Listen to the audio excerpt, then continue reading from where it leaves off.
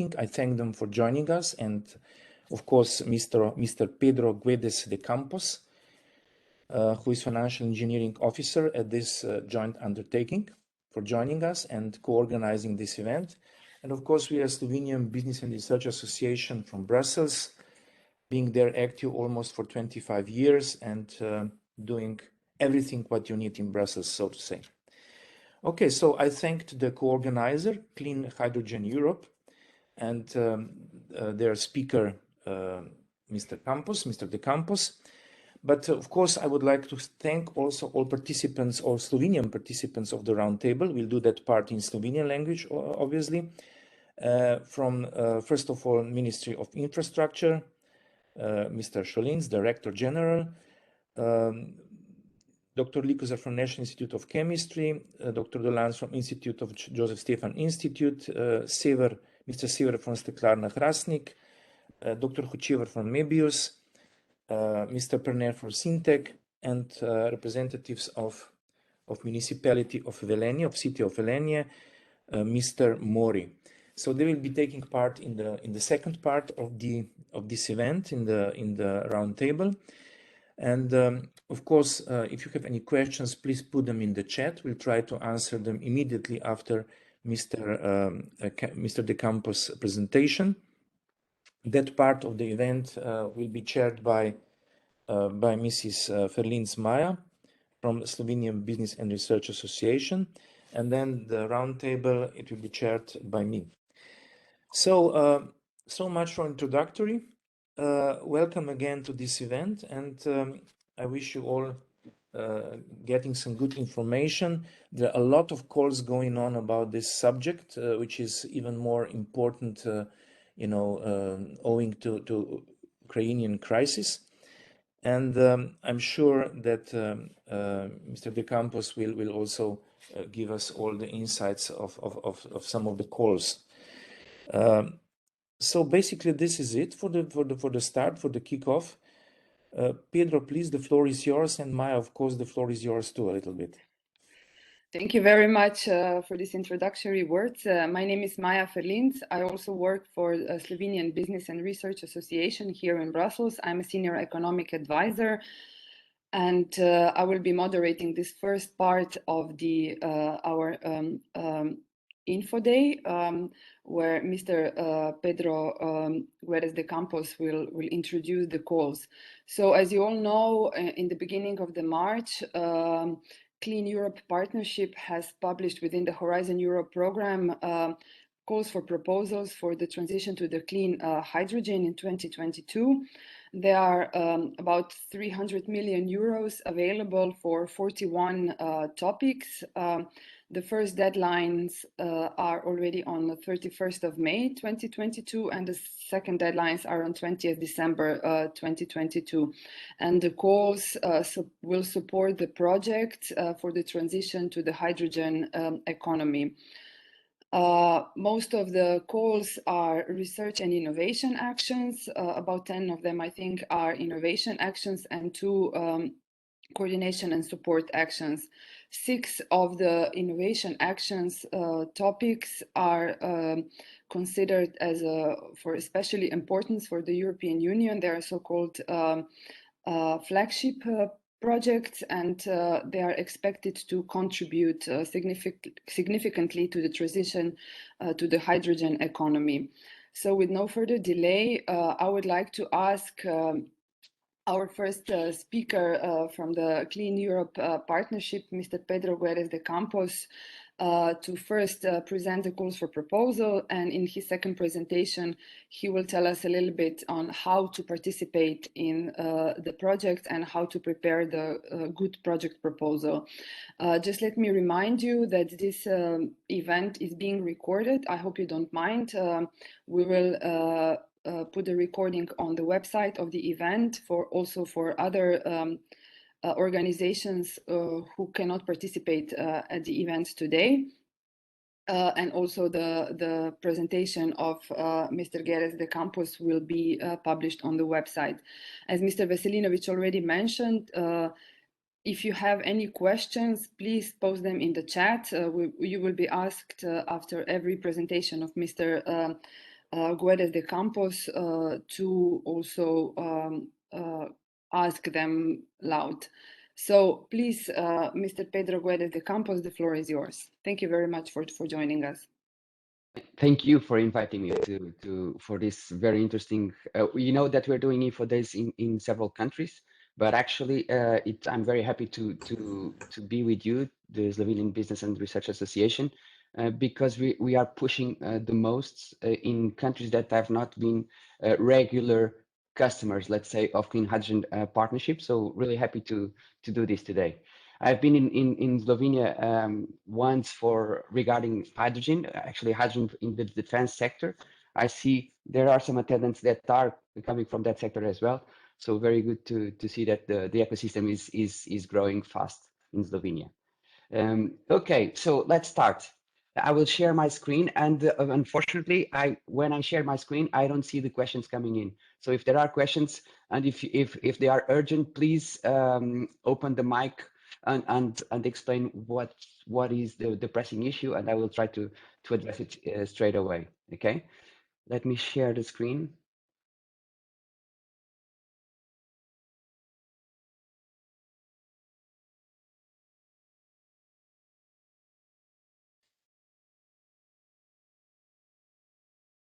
Okay, hopefully you will see my presentation, correct?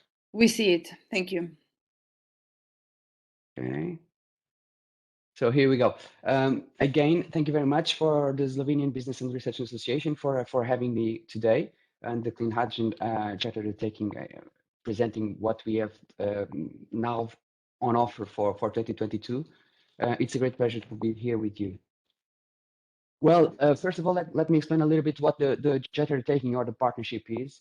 It's a public-private partnership between the Commission, the industry, and the research community.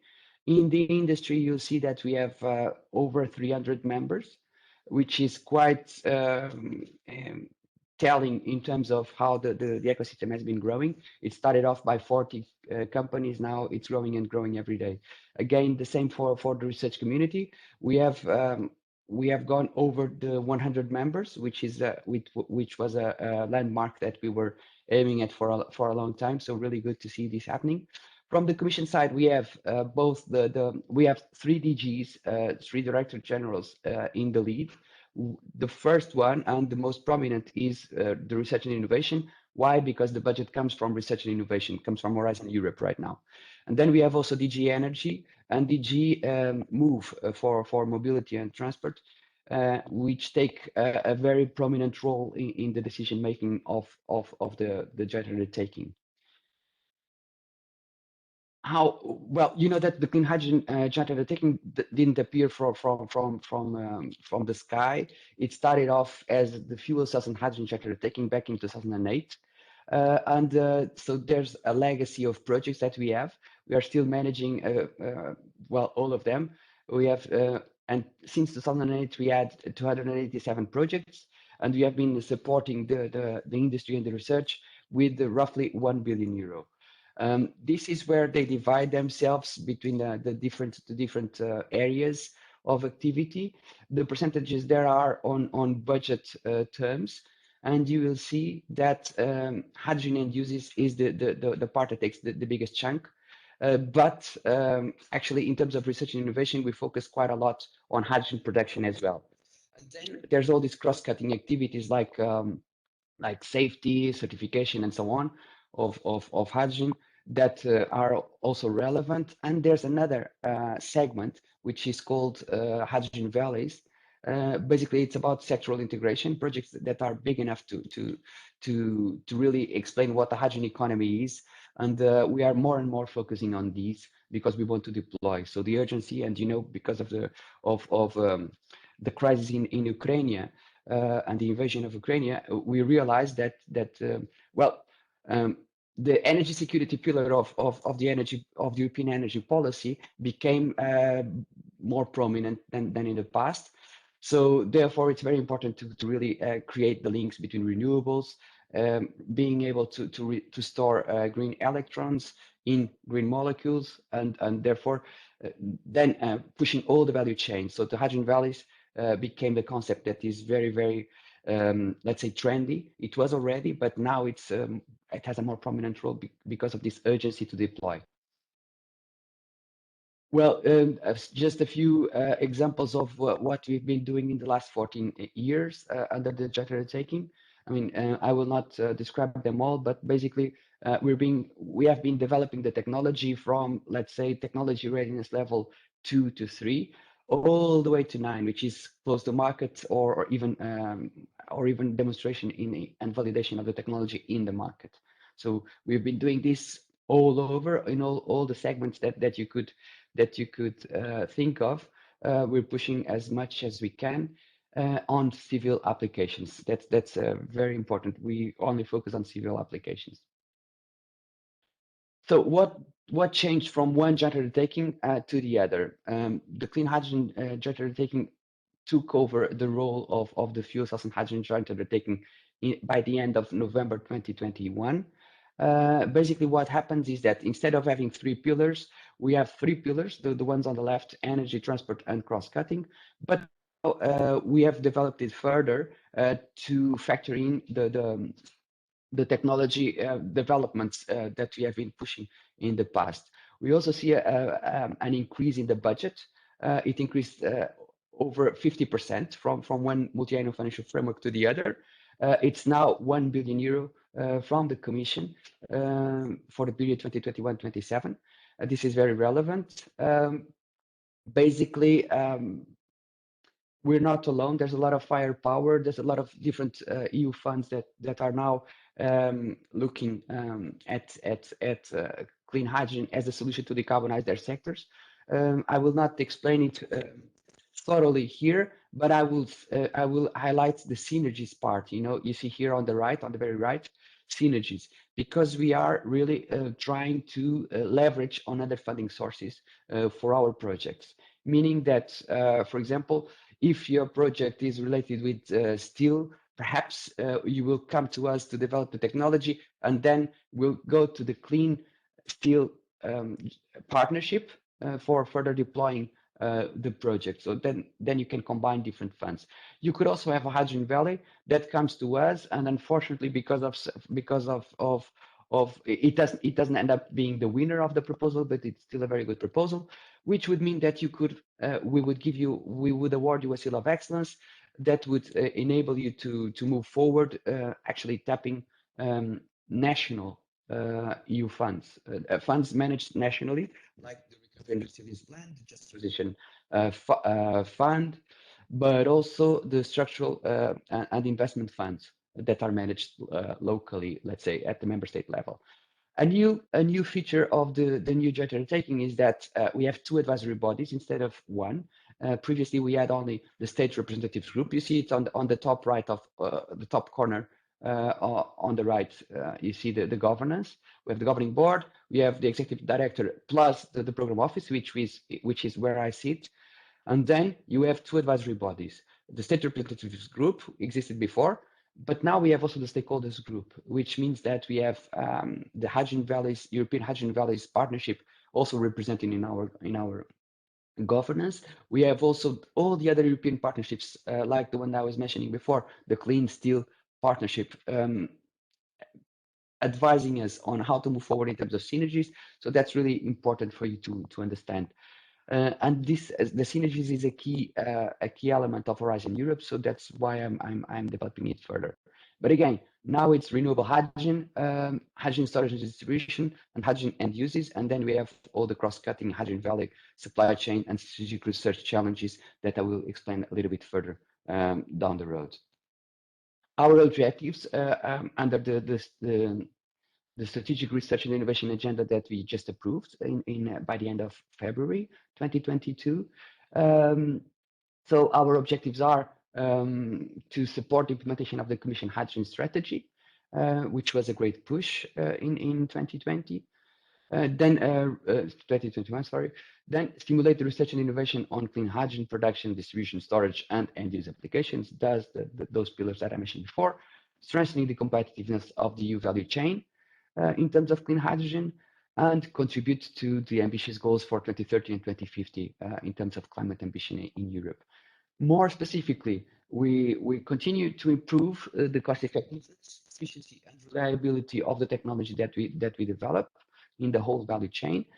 The goal is to create knowledge and scientific capacity for industrial actors to move along and start scaling up their production facilities. We aim at a demonstration of local, regional, and union-wide projects that really emphasize the role of hydrogen as in a hydrogen economy. And we have also the role of raising awareness and acceptance of clean hydrogen solutions, because it's still in the public domain it's still not clear sometimes how safe and how effective these solutions are. Moving forward, this is the big picture. We're going to tap all of these routes, and this is just to explain a little bit, but you have the production side on the left, then you have the distribution and storage and use, and then I don't know if you see it here, or horizontal activities here on the right. During my presentation, I will focus on each of them according to the call for proposals. And we have a set of key performance indicators that you can have a look. This is our ambition. This is where we want to be adding the state of art and the targets for 2024, 2030, and so on. So this is very important. This is how we want to push the technology forward. Now, the call for proposals. And what happened this year was that the period is 2021 until 2027. So we actually combined 2 years in one. These call for proposals, instead of being 150 million euro, it's actually 300 million euro. So it's pretty big.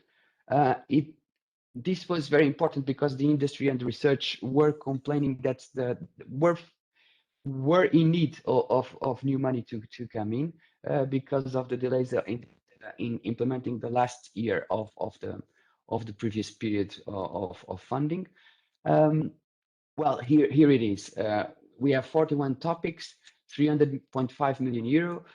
We're going for all the segments that I mentioned before: production, distribution, transport, heat and power, cross-cutting, and hydrogen valleys.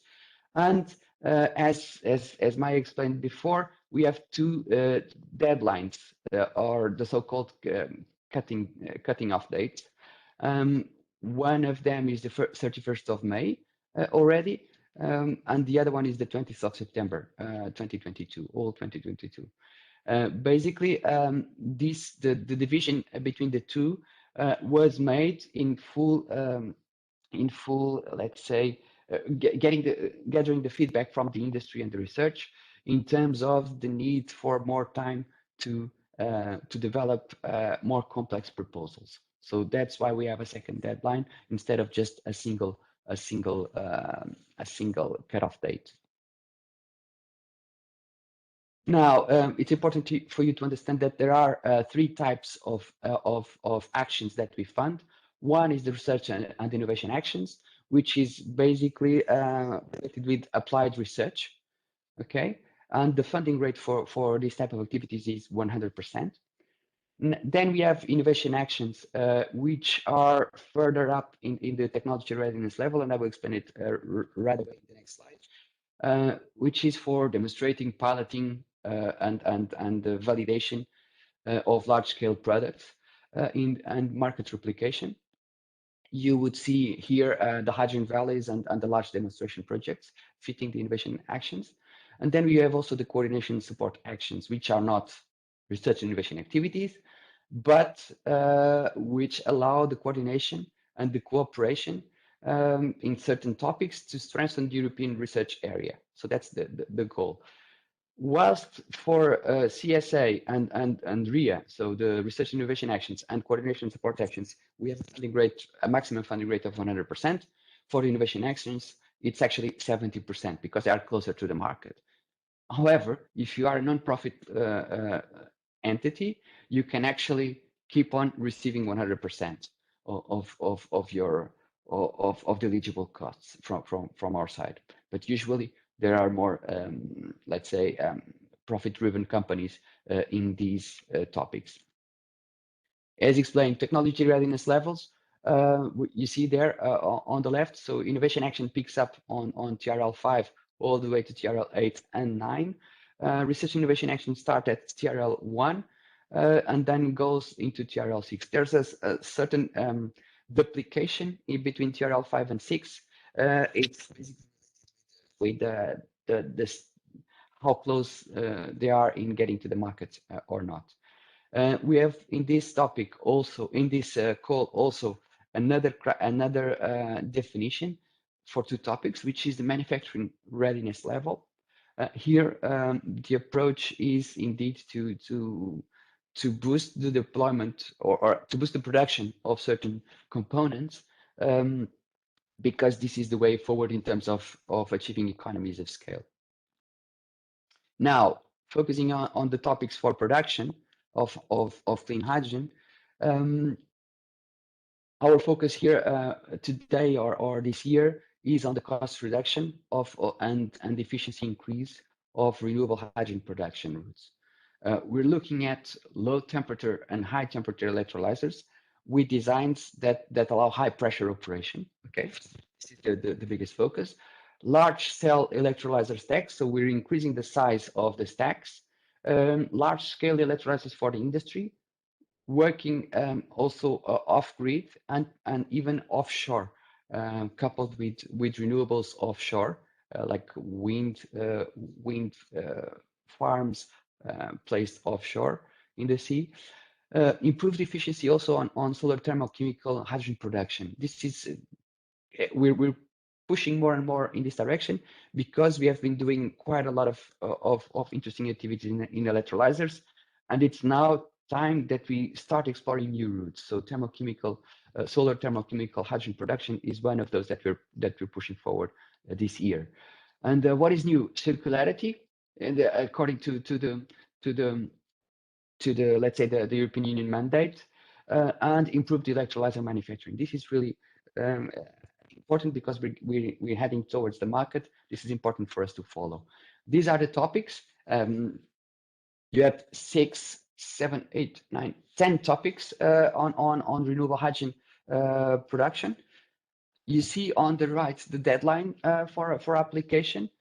You will notice that in this page you only have research and innovation actions.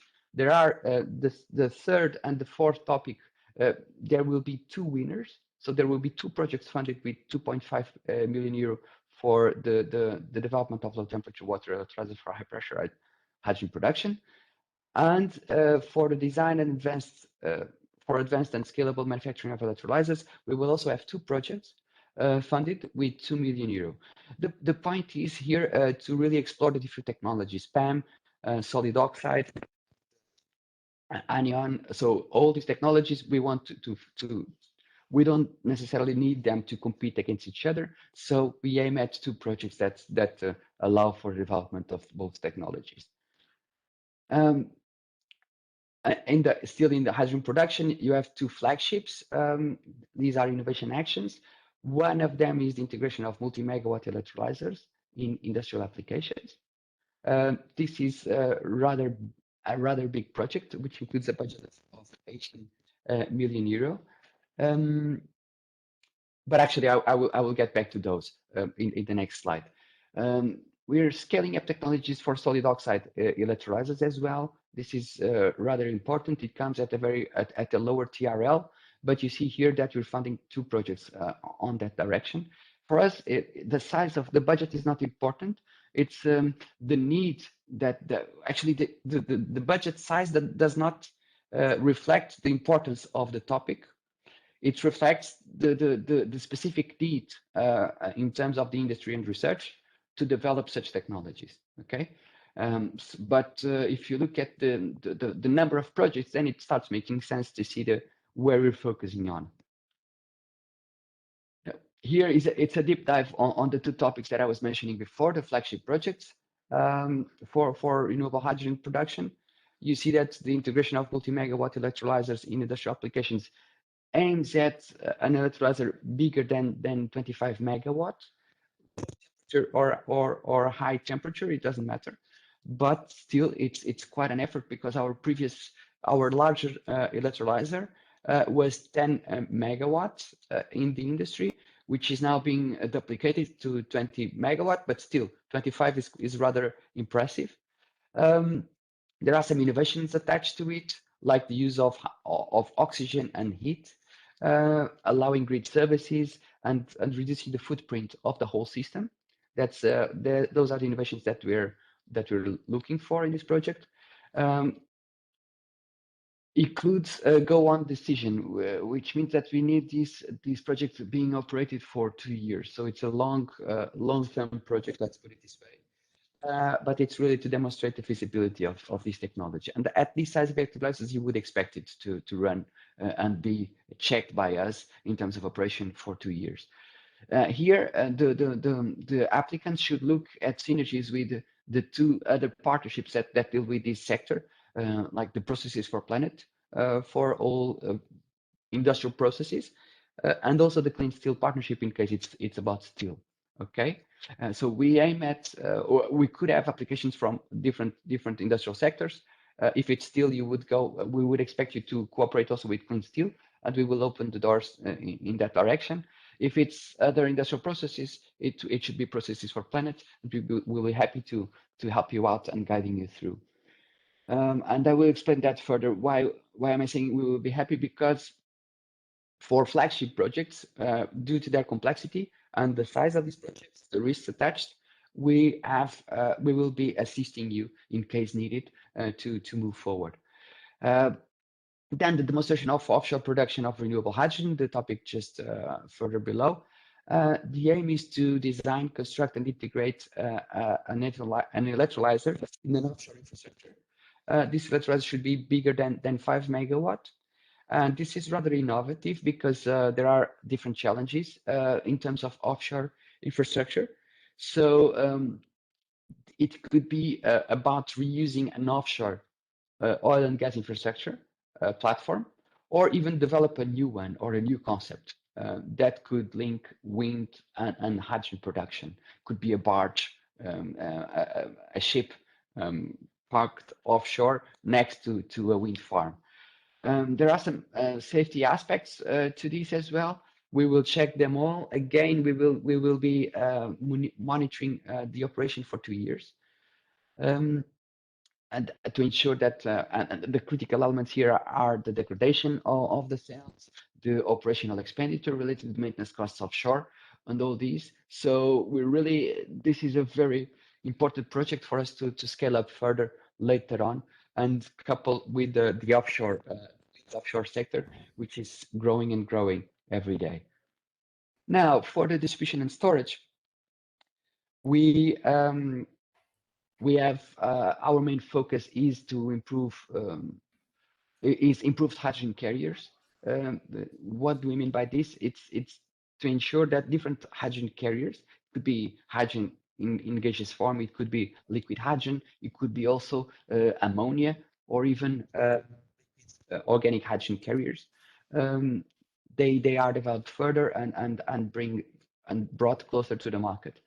We want to prepare also the refueling stations for the needs of the heavy duty applications.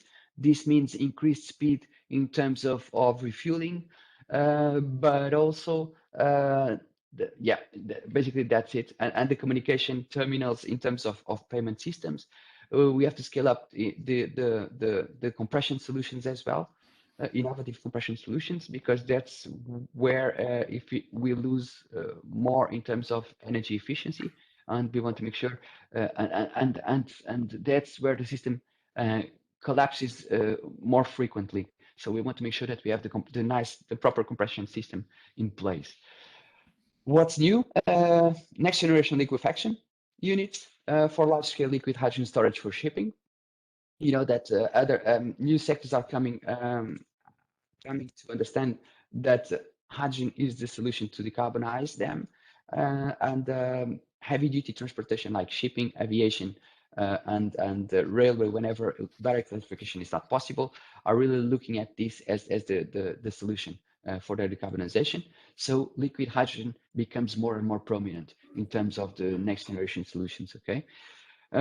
The idea is also to increase the capacity of tube trailers, the trucks that deliver the hydrogen at the refueling stations or at the industrial sites, and improve the quality control for hydrogen dispensed in the hydrogen refueling stations. By the way, HRS, it stands for hydrogen refueling stations. These are the topics. You have 6 plus, so 11 topics on hydrogen distribution and storage. Again, different deadlines for application, but you can tap on them later on. Happy to come back in case you want to discuss any of them. Just to say that we're speaking about non-steel metallic gas grid, for example, to see if it's compatible with hydrogen. We're speaking about hydrogen and natural gas mixtures in the second topic. It's about hydrogen, high performance hydrogen liquefier prototype, as I mentioned just before. Also ammonia to renewable hydrogen conversion with ammonia cracking systems, which you see that the TRL, it's still a research and innovation action, because previous attempts to efficiently crack ammonia into ammonia's NH3, right? So to crack ammonia to extract the hydrogen, they have not been very efficient. So we really want to push this further in order to enable ammonia to be to have a prominent role in terms of hydrogen carrier for long distances. And then the hydrogenation of liquid organic hydrogen carriers, as I mentioned before, large scale liquid hydrogen containment for shipping, and so on. You will see, yes, again, there are not many innovation actions here, because we have been working quite a lot in terms of storage and distribution. It's now time to go back to the bench lab and develop the technologies further for the next generation to pick it up during our multi-annual financial framework. So until 2027 to develop, we start from RIA and we go into IA in the follow-up calls, so that the technology comes to the market during this multi-annual financial framework. Here you will see gauges hydrogen for road trailers, increased capacity on those trailers, developing novel or hybrid concepts for reliable, energy efficient hydrogen compression systems. This is very important, as I mentioned before.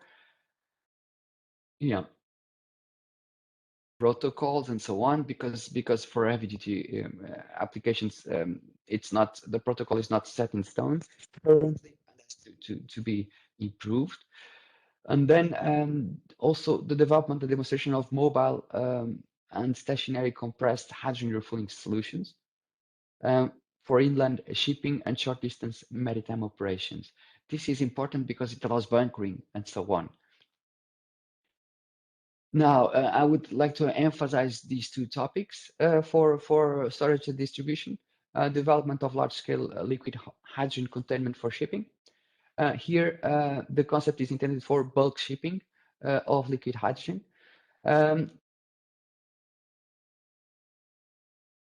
We will focus in the design, construction, and testing of a scaled-down prototype of at least 10 tons of liquid hydrogen capacity.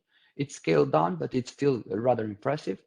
And we aim at the general approval of the system in terms of the major classification societies. Okay, this will boost the uptake of liquid hydrogen in the shipping industry. It could also have an impact in other sectors like aviation and so on. So it's very important for us, this topic. And then another one is the development and demonstration of mobile stationary compressed hydrogen refueling station solutions for inland shipping and short distance maritime operations. Again, the focus is on pipe to ship or ship to ship platforms that allow for the transportation of and storage of hydrogen to enable inland shipping. Very important topic It's also coupled with another topic that you'll see later on in terms of hydrogen usage, which is the topics that we are entering now in terms of transport applications. So here the key is to ensure that the fuel cell system components are standardized for heavy-duty applications in order to benefit from the past experience and really enable the uptake from different, let's say, vehicle producers. We want to push also the aviation propulsion running on liquid hydrogen. So upscaling the stacks, the fuel cell stacks, but also the storage, the liquid hydrogen storage systems to bring the learnings from first demonstrations of inland vessels and trucks to fleets. We want to scale them up. And what is new? Large-scale demonstration of trucks was never tested before in our calls. We have showed how relevant this is for buses. We never did it for trucks. We want to decarbonize inland waterways. Again, it's very innovative, and we have an enhanced cooperation with Connecting Europe Facility for Transport, and you will see it later on. Topics we have 8 topics that are relevant. You see 2 flagships over there on the 3rd and the 5th topic. I will explain them further in the next slides. But again, basically, it's PEM fuel cells that we're pushing for in terms of heavy-duty applications. Could be also solid oxide. It's not the case here. We don't push. But perhaps in maritime, it could also be solid oxide. Exactly.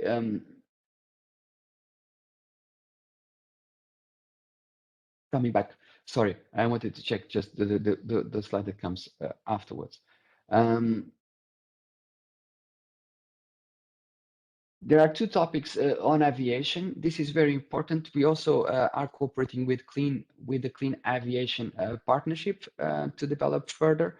Actually, they came up with so if you're interested in aviation, have a look not only on our topics but also on their topics, because their topics are much bigger than ours. So perhaps if you're looking at something bigger at bigger scale, perhaps you want to look at their call for proposals instead of ours. Still, we have as I mentioned before, we have a large ecosystem that is working on this, and perhaps you want to engage with our ecosystem first before going as big as the Clean Aviation Partnership is aiming at.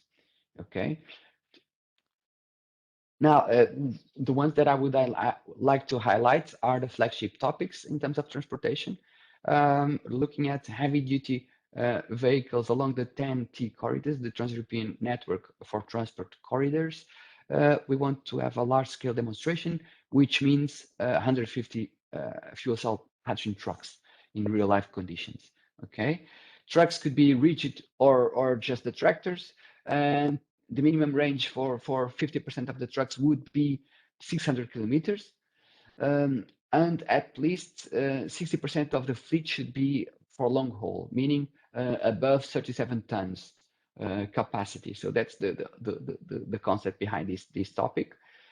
Trucks should be operated for a minimum of 2 years, and the yearly minimum mileage would be 40 to 60,000 kilometers per year. Does the distribution long haul focus? So 40,000 kilometers for distribution, 60,000 for long haul as a minimum requirement.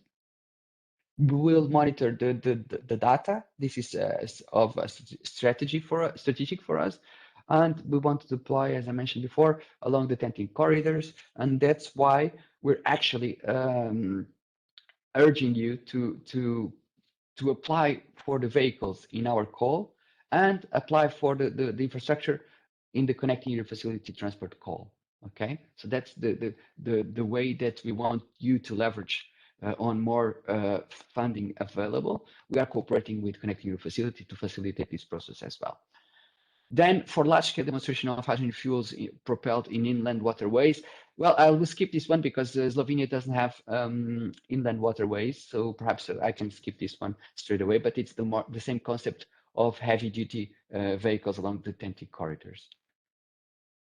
Then end usage in terms of stationary applications, we have again some specific focus. We want to reduce the costs through the manufacturing process, basically.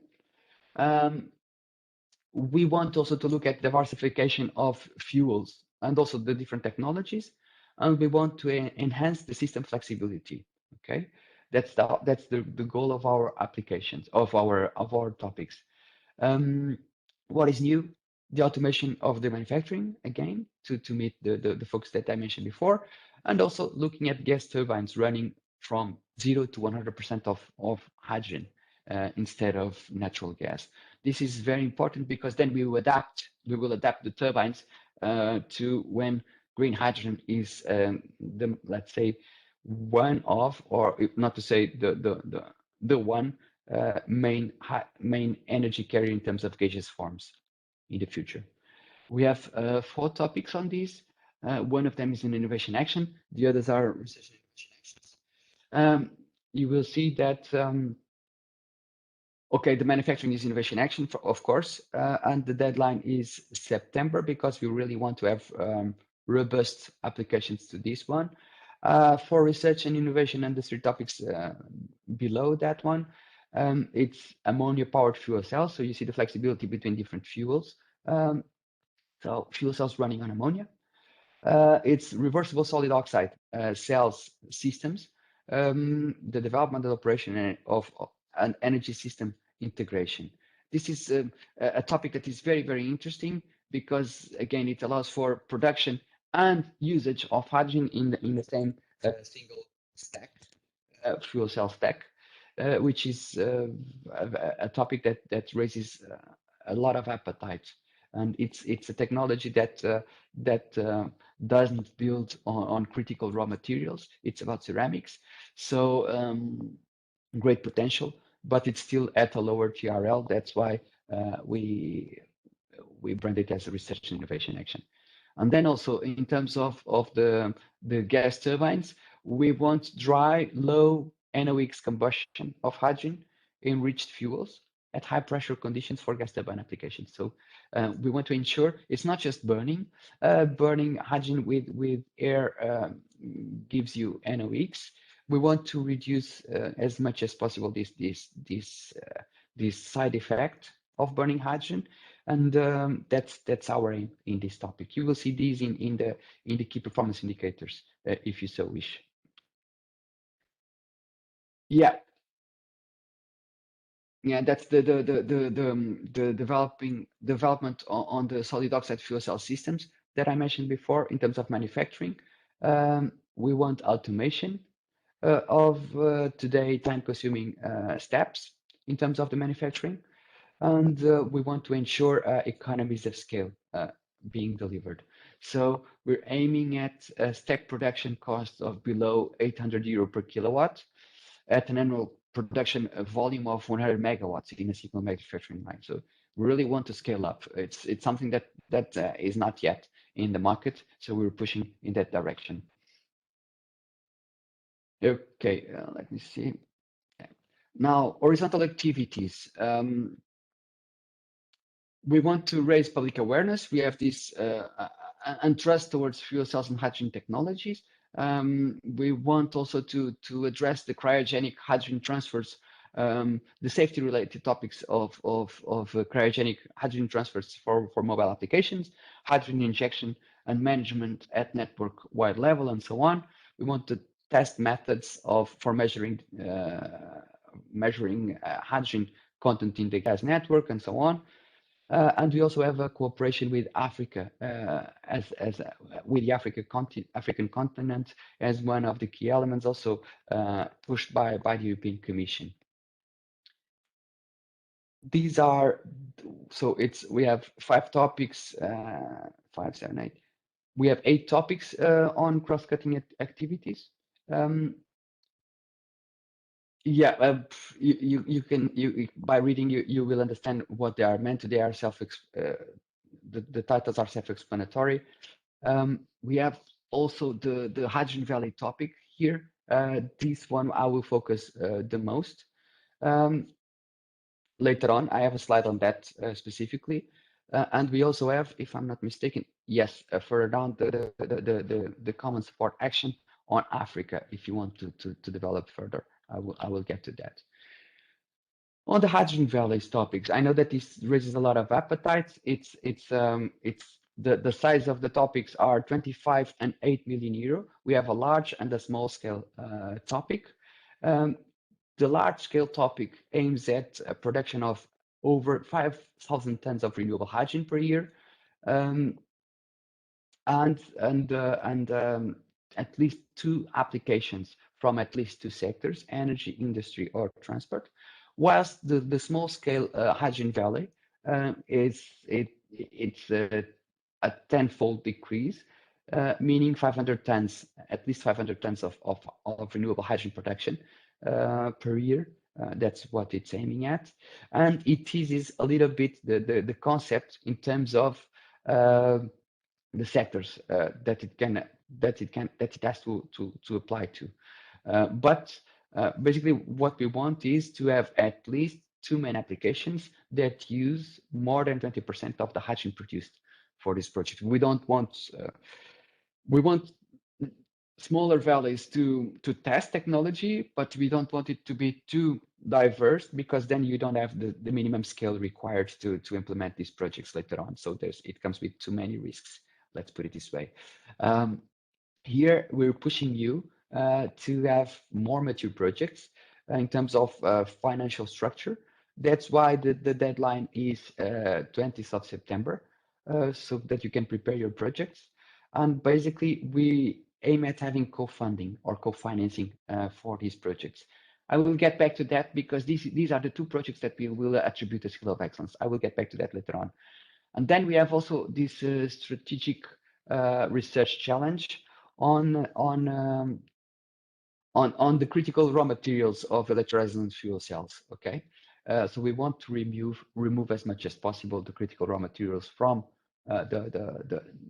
these technologies, and that's where we push a little bit on. That's the topic. If you're looking at that, that's the topic. We're looking at 3 innovative solutions for PEM, anion, alkaline, and solid oxide technologies. Now, again, because the flagship projects are very important, perhaps to you as well, I would just like to highlight that we expect to have significant impact in accelerating the transition to a hydrogen economy, and we want to demonstrate the viability of these clean hydrogen solutions at scale. That's the aim of the flagship projects. These are the 6 that I mentioned before. Because of their complexity, we have added different features so that they are more adapted to and easier to be implemented. So we now, for these projects, we look at full capitalization costs instead of depreciation costs. Makes your life much easier, because you can just let's say acquire the technology to deploy instead of developing it yourself or being limited to the depreciation time of the project. So that's very important. But because these are close to market topics, usually they get limited JU funding. So this column here, they get limited JU funding because we expect you to go and find other funding sources to complement ours. Okay, due to their complexity, we push you to have at least 1 Hydrogen Europe industry or Hydrogen Europe research member in the consortia. That's very important, because this will actually boost your capacity to present a proper proposal. And as you see, only the trucks and the inland waterway vessels are for a deadline of end of May, whilst all the others are for September. So 6 innovation actions considered of strategic importance. It includes roughly close to 40% of our budget for this year. So that's why they are flagships, right? It's first of a kind demonstration at scale in real operation environment of the different generations of hydrogen products. including sectoral integration such as hydrogen valleys. And again, as mentioned before, we want to boost synergies with other programs and instruments. And because of this, as you see on the right, these are complex. We really, if you need further support, please get in touch with us. We will be happy to guide you through the process before you submit your application. We'll be happy to give you a 1 hour meeting. We will dedicate our time to make sure that your proposal becomes more robust when you come to us. But in turn, for example, for the hydrogen valleys, you will get a seal of excellence even if you don't get our proposal. Okay, that's this slide here. 2 topics will be granted the seal of excellence. So if you reach the minimum threshold, quality threshold, you will, even if you don't win our money, because we will only approve 1 project for the small and 1 project for large hydrogen valleys, you will get a seal of excellence, which, due to our activities in terms of synergies, we will push the member states to guide you, to provide you funding later on. So hopefully this will be a very good incentive for you to apply to our call, because then you kind of have a green, an easy pathway towards finding funding at the member state level. The full capitalized calls, I already explained what they are. I also mentioned the maximum EU funding per topic and the involvement of private partners before. Now in the synergies, again, I've touched upon all these elements here, but we encourage you to consult national recovery and resilience plans in order to identify specific mentions of synergy with Horizon Europe. We also expect you to complement funding at national or regional level for certain topics. It's specifically said in the topics description, and yeah, and I mentioned also the Connecting Europe facility before. Safety plans, you have to have safety plans in the proposals. You have to ensure that you have some kind of guarantee of origin when you're using hydrogen for demonstration projects. This is important. If you don't have one at the member state level, you may use ours, which is called Certify. Happy to provide you further information on that. And you will all have to report in terms of safety issues, accidents, and so on. This is normal because we monitor this and we want to ensure that hydrogen is used all over in a proper way. We also have explicit encouragement of international cooperation in some topics.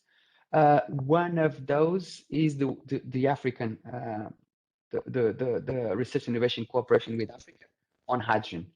You may want to have a look further on that topic. Happy to discuss further if you so wish as well. And in terms of summary of novelties, we're looking at industrial leadership in terms of in Europe.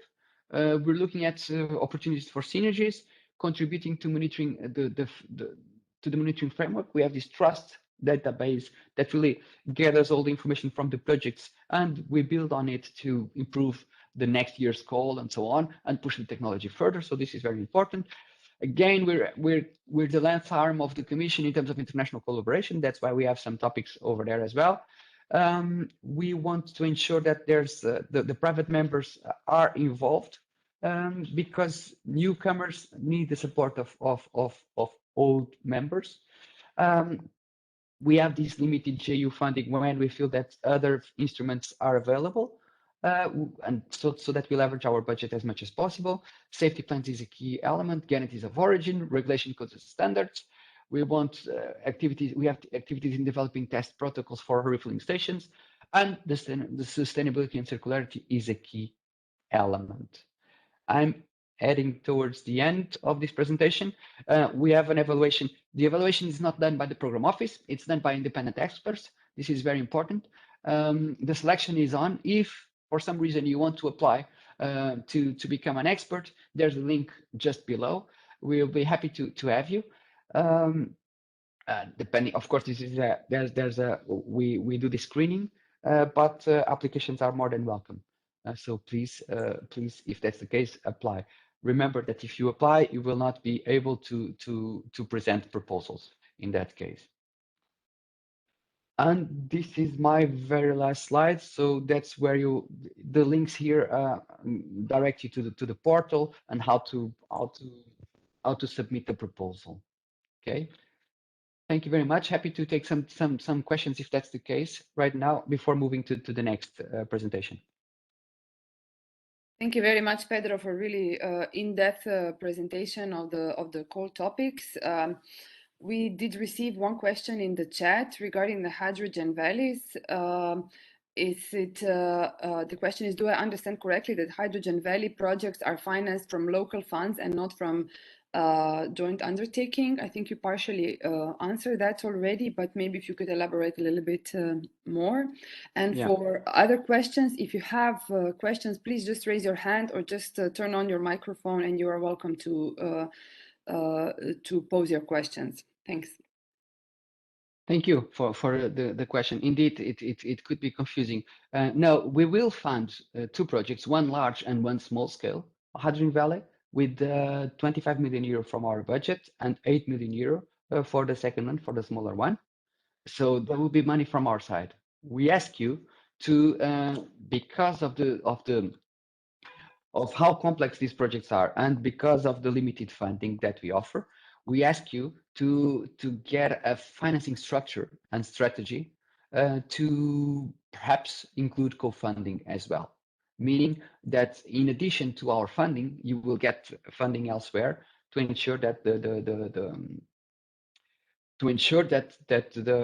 you actually create a business case, a business model that runs without any further subsidies later on. So yeah, we encourage other co-funding, but we will for sure attribute 25 million euro for the large scale project and 8 million for the small scale project. Now, in addition to these two projects that we will fund, we will attribute the Seal of Excellence, as mentioned before, which will allow you, even if you're not the top one applying to these topics, that will allow you to tap at the member state's door and ask for funding based on the evaluation process that we did under our call. I hope this clarifies. So is there any proportion of EU funding and other sources of funding that you're expected, or is free for the? No, you have to in the proposal you are asked to explain your financing structure, and rough calculations. If we provide 25 million euro for the large scale project, the capital expenditure of this project will be in the magnitude of 100 million euro plus. Okay, so there is still like 75% to be covered in terms of funding gap, even more depending on the type of project. It's not an issue when you have, let's say, a bankable project, when it runs on itself and it doesn't need more co-funding to be viable. But it could be an issue when the technology is not yet off the shelf and it's therefore a little bit more expensive.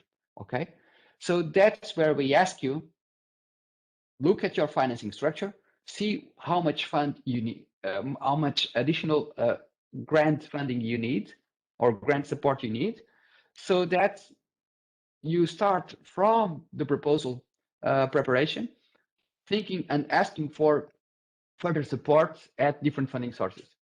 Okay, these projects have to be mature much more mature than other projects because of their size and ambition, and so the financing becomes really critical in these two topics. Did I hit the target? I mean, it's complex. That's why we invite you to have a meeting with us. Can I have a corollary question? And that is, you mentioned synergies with other partnerships. Do this apply also to hydrogen valleys? You mentioned, for instance, processes for the planet synergies. Is this an operational possibility in terms of co-funding hydrogen valleys or not? Actually, looking at their, we work on annual work plans. Okay, looking at the work plans of the other partnerships. Yes, it could be. So if you, for example, if you are targeting the industry here as one of the sectors that you want to deploy, have a look at the Processes for Planet annual work plan and see if it fits, because perhaps you can apply here and also on their topic and merge the funding somehow. You see, if you have the steel industry, again, you could think about it. If you're looking at mobility, there's the 2.0 for road and inland waterways partnership that could also be favoring some projects. Yes, indeed, other partnerships could co-fund parts of this project. Here, it's a big project. It's in Hydrogen Valley. It doesn't mean that we are going to fund all the components. You could actually, for example, just apply with the electrolyzer to us, for example, and all the other components could be funded by other entities, including the Processes for Planet and the Clean Steel partnership. But given the size of these projects, I would say that member states are better positioned to support these. Okay, because these projects have a local impact which justifies member states to jump in with the Recovery and Resilience Facility or the Just Transition Fund if it's a fossil fuel reliant region and so on, and the structural funds as well. Thank you. Are there any other questions? You're free to just open your microphone and ask.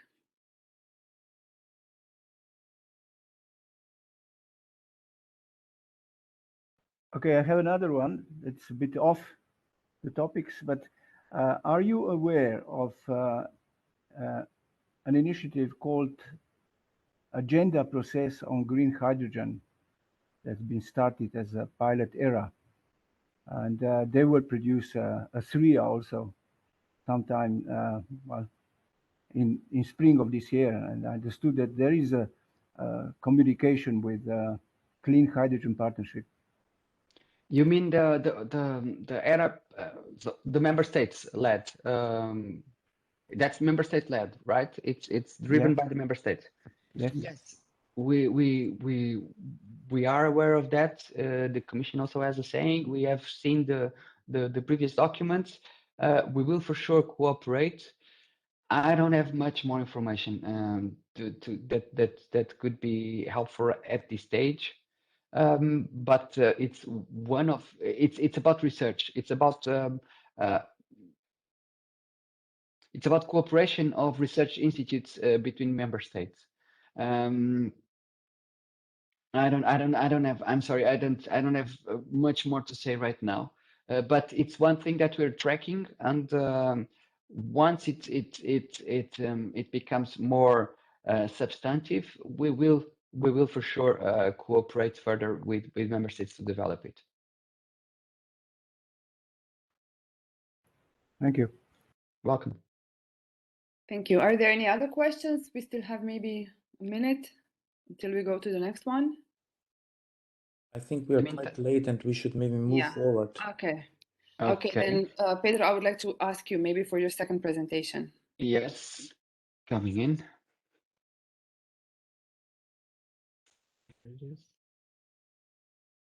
Okay, is it on?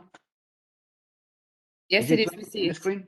Yes, Okay, we see it. so this second presentation is quicker. It's about the rules of participation and the call conditions and evaluation and submission of applications. These you know already. We have a total budget of 300 billion euro, 300.5 million euro.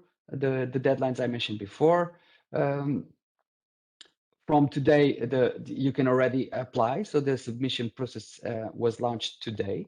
So if you are interested, you can already start preparing your calls. We have the rules are as follows. We have general conditions and specific conditions. I will start with general conditions first. So there are these forms in the and annexes that you have to fill in. in terms of admissibility, eligibility, financial and operational capacity and exclusion, the award criteria, documents, procedures, blah, blah, blah. So there's a lot of things in terms of general conditions. And then there's the work program specific conditions that I will focus later on.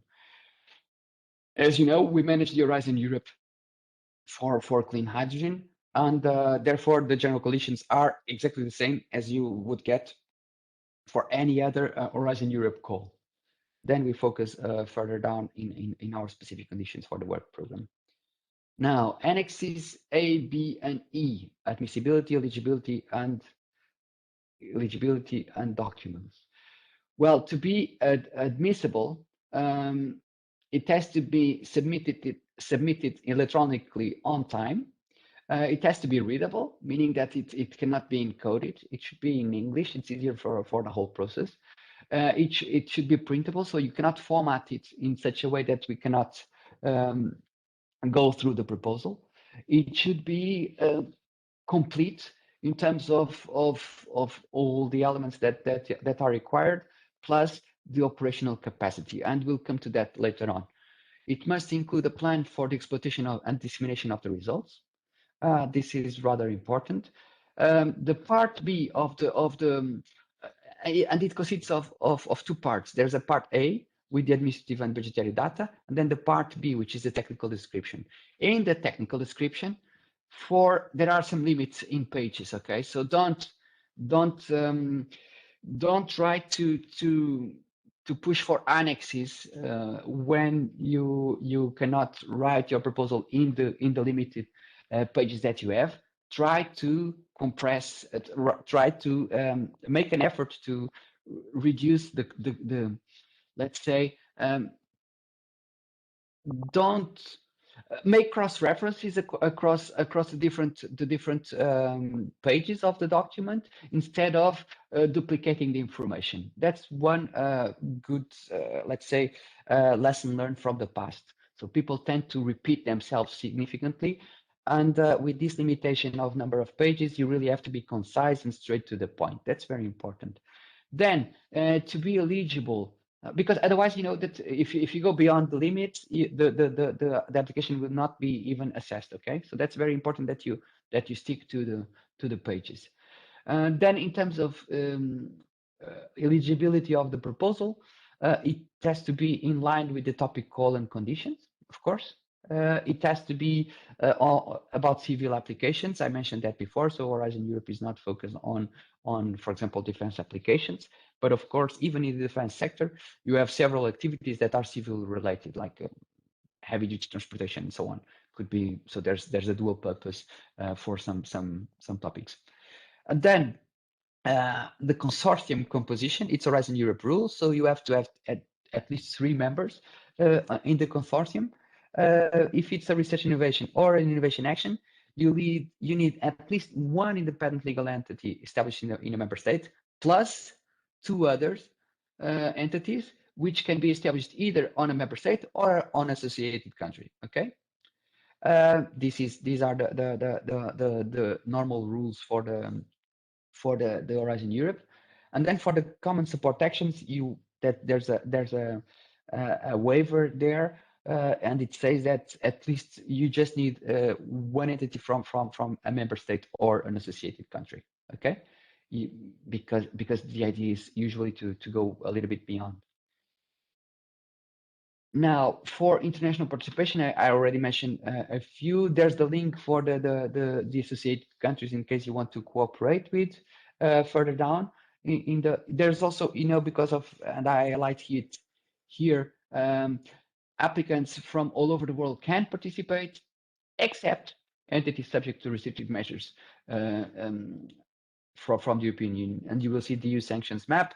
You will hopefully you will not find any of your partners or your potential partners in there, but please check before applying, because they will not be accepted. Okay, and your proposal will suffer because of that. Yeah, so applicants from all over the world can apply, yet they will not get funding, meaning that if they are not EU members, part of EU members or overseas countries and territories, or associated to Horizon Europe. And there's an extension to low and middle income countries like Afghanistan and so on, go all the way to Zimbabwe from A to Z. If they are not if they are not coming from these countries, they will not be funded from the EU budget.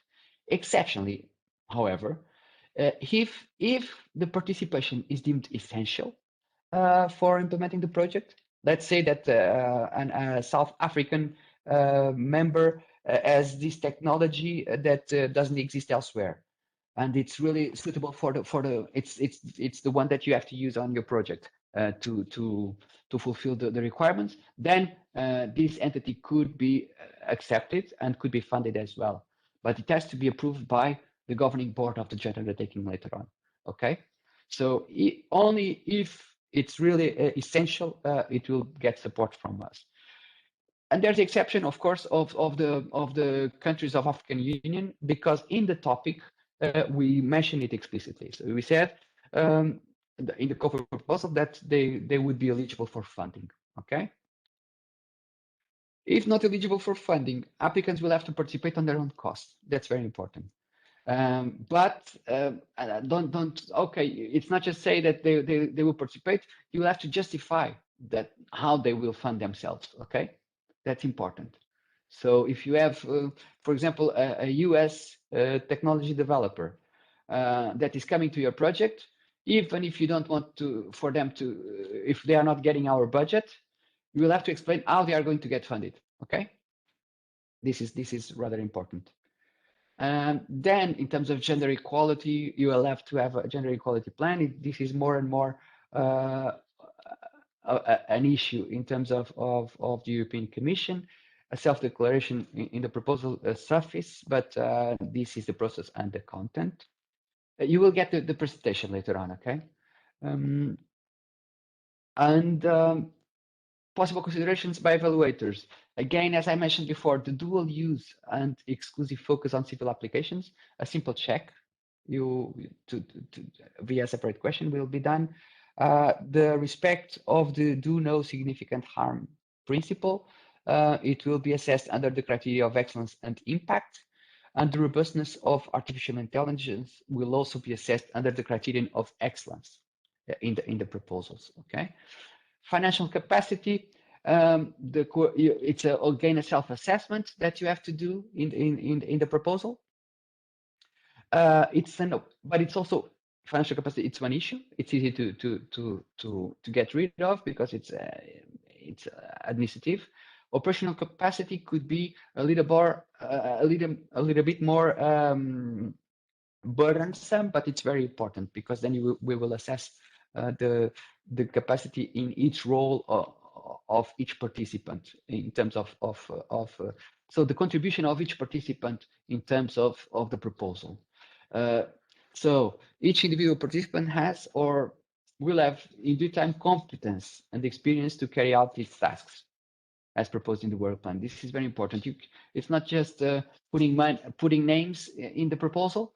It's justifying the need for these stakeholders and partners in the proposal. This is very important. Sorry, Pedro. We still have 2 minutes, maybe, for this presentation. Yeah, I'll speed it up. I'll speed it up. Speed it up. Yeah, thank you very much. Speed it up. The criteria, it's so you have to go above the minimum threshold, which is good. The proposal has to be good in all the three criterion, excellent impact and implementation. And in addition, if you get 3, you get 3 plus 3 plus 3 is 9. You have to be overall above the 10 or equal. Okay, so that's important. So we really look at excellence in our proposals. In the specific conditions, maximum contribution per topics. Well, I mentioned it before, most of them. The process, how does it go? We receive your proposals. We do an individual evaluation with the experts, okay? Then the experts get together on a consensus group to discuss the marks that they gave and find a final decision for your proposal. Then it goes to the panel review, and all is agreed, and there's a consistency check across the evaluators and the evaluations. And then it's finalized and ranked by the Clean Hydrogen Joint Undertaking, okay? So this whole process is external to us, even if we are observers in the whole process. Again, part A and part B, I mentioned it before. You can look for partners in the part A. There's a researchers table that you can look at. Yeah, I don't have time to explain them all. Sorry for that. But in terms of timeline, the call deadlines are here. The signature of the grant agreement is expected for the first deadline, the 31st of January 2023, whilst for the second deadline is the 20th of May 2023. Okay. Quality of proposal is key, so really focus on that as much as possible.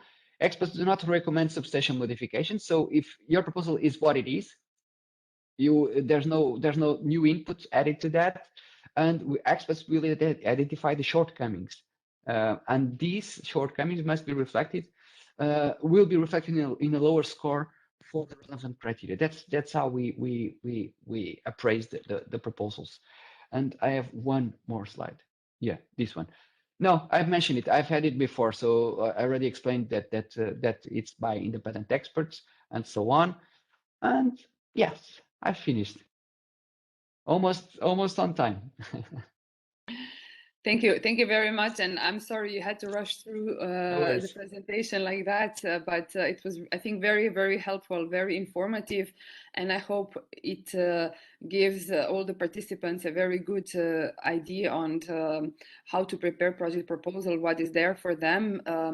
Maybe, although we are already a little bit behind the time, if there is one burning question, I would like to ask you to pose it now regarding the second presentation.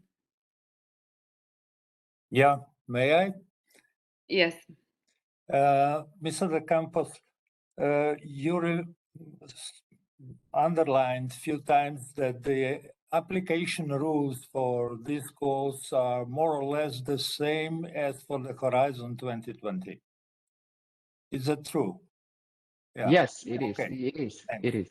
The second question regards the artificial intelligence evaluation and submission process for the application.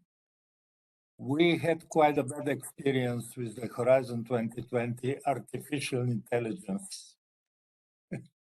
So can you explain, have you upgraded that process? Well, unfortunately, I'm not the right person to answer your question. Really sorry for that. I don't really, it's an element that I don't follow. But perhaps if you want to drop me an email, I can direct it to a colleague of mine. You have my email in the presentation, so feel free to drop me an email and I will forward it accordingly. Okay. Thank you very much. Welcome.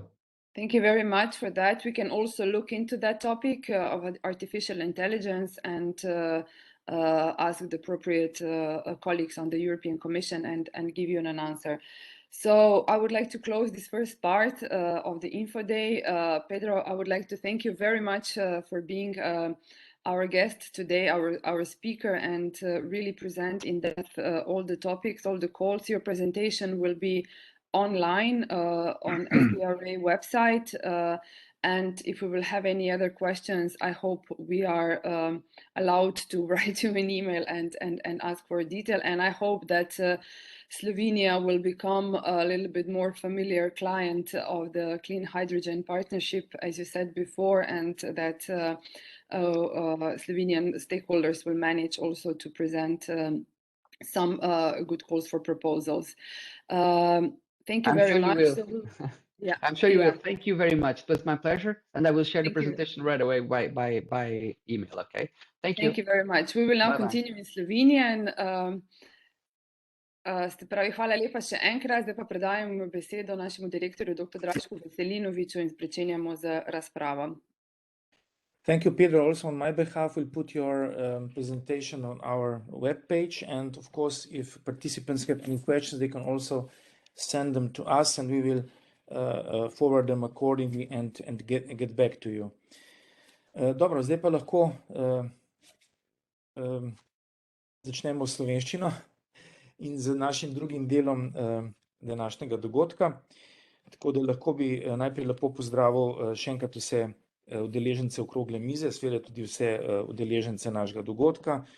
Pridružil se nam je tudi magister Šulinc, ga vidim tukaj, generalnega direktorja z Ministrstva za infrastrukturo. In tako da smo sedaj tukaj vsi prisotni.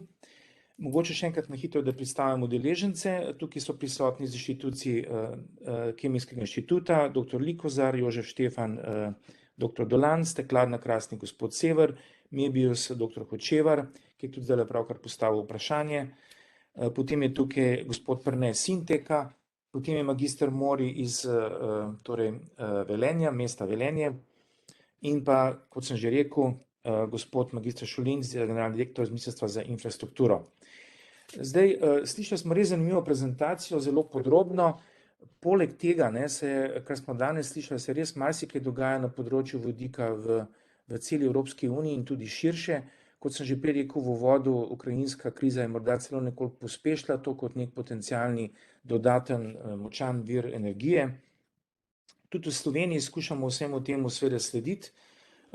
Imamo kar nekaj iniciativ, pravzaprav vsi, ki ste danes vabljeni na okroglo mizo, ste v nekih iniciativah v povezavi z vodikom oziroma ste aktivni na tem področju. Sam bi omenil še Vanguard inicijativo, ki je tudi sedaj sestavlja en pilot, da tako rečem, z področja vodika, tukaj ga še sestavljamo. Mimogrede, išče se koordinator tega projekta, imamo res ugledne regije v tem projektu, od centralne Švedske, spodnje Saške, Škotske, Lombardije, Baden-Württemberga, Walesa, ene španske regije, in zaenkrat noben noče prevzeti koordinatorstva, torej tako reče, bi lahko hoteli biti koordinatorji, bi lahko tudi nekdo iz Slovenije to prevzel, seveda pa zahteva to kar nekaj dela, ampak mogoče o tem kasneje. Da ne bom predolg, seveda, bi mogoče začetek izkoristil priložnost generalnega direktorja z Ministrstva za infrastrukturo in mogoče malo povprašal, vse to, kar govorimo o vodiku in tako naprej.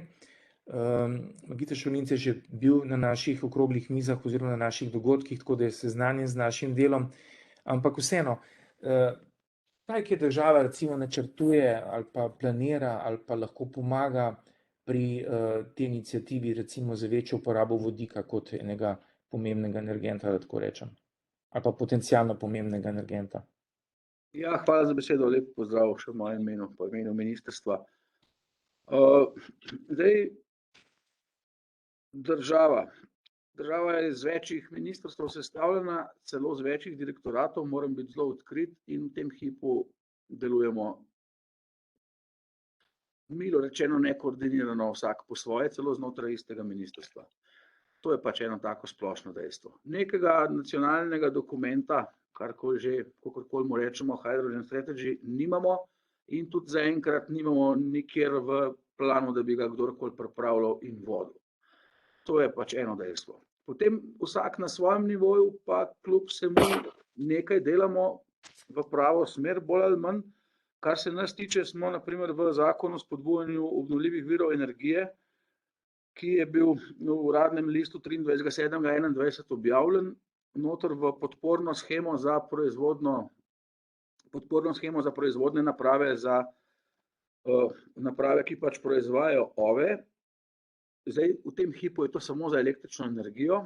V prihodnosti, ko se bo ta zakon skozi podzakonske akte prišel do realizacije, kar bo, se bojim, še eno leto trajalo, bojo pa noter tudi proizvodne naprave, ki proizvajajo bodisi biogoriva, tekoča, plinasta in pa vodik, ne glede na to, iz kakšne električne energije bo proizveden. Zato, ker je pač, ne moramo naprave vezati na to, če naprava taka, da direktno ima svoj vir zraven, ne bom rekel, ali sončne elektrarne na strehi, potem bi lahko vezali, kolikor je pa naprava vezana na javno električno omrežje, pa ne moramo za pogodbami, ki so v hipu, ko se naprava gradi, oziroma takrat, ko še ni pogodb o nakupu elektrike. Zato imamo vodik je izjema v teh členih, ki določajo mehanizem podpore za naprave in tukaj ni pogojeno, kakšne sorte je elektrika, s katere se bo delal vodik. Tako da to je pač, ker ni, investitor v to napravo ni kriv za to, da v državnem omrežju ni 100% obnovljiva ali pa saj brezogljična elektrika. To imamo na našem direktoratu, pač ta podpora bo prišla, Prav dosti drugega vam pa ne morem povedati. Dobro, hvala lepa za začetek. Mogoče, ne vem, bi se kdo drug vključil od udeležencev okrogle mize? Kateri ste kar aktivni na tem področju? Bi rad kdo karkoli dodal, mogoče kratko povedal, kaj se kaj dogaja.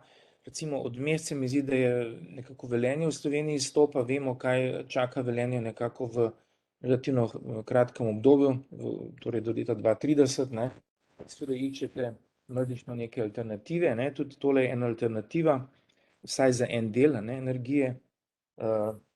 Mogoče bi najprej Velenje povprašal, kako pa kaj vi gledate na to?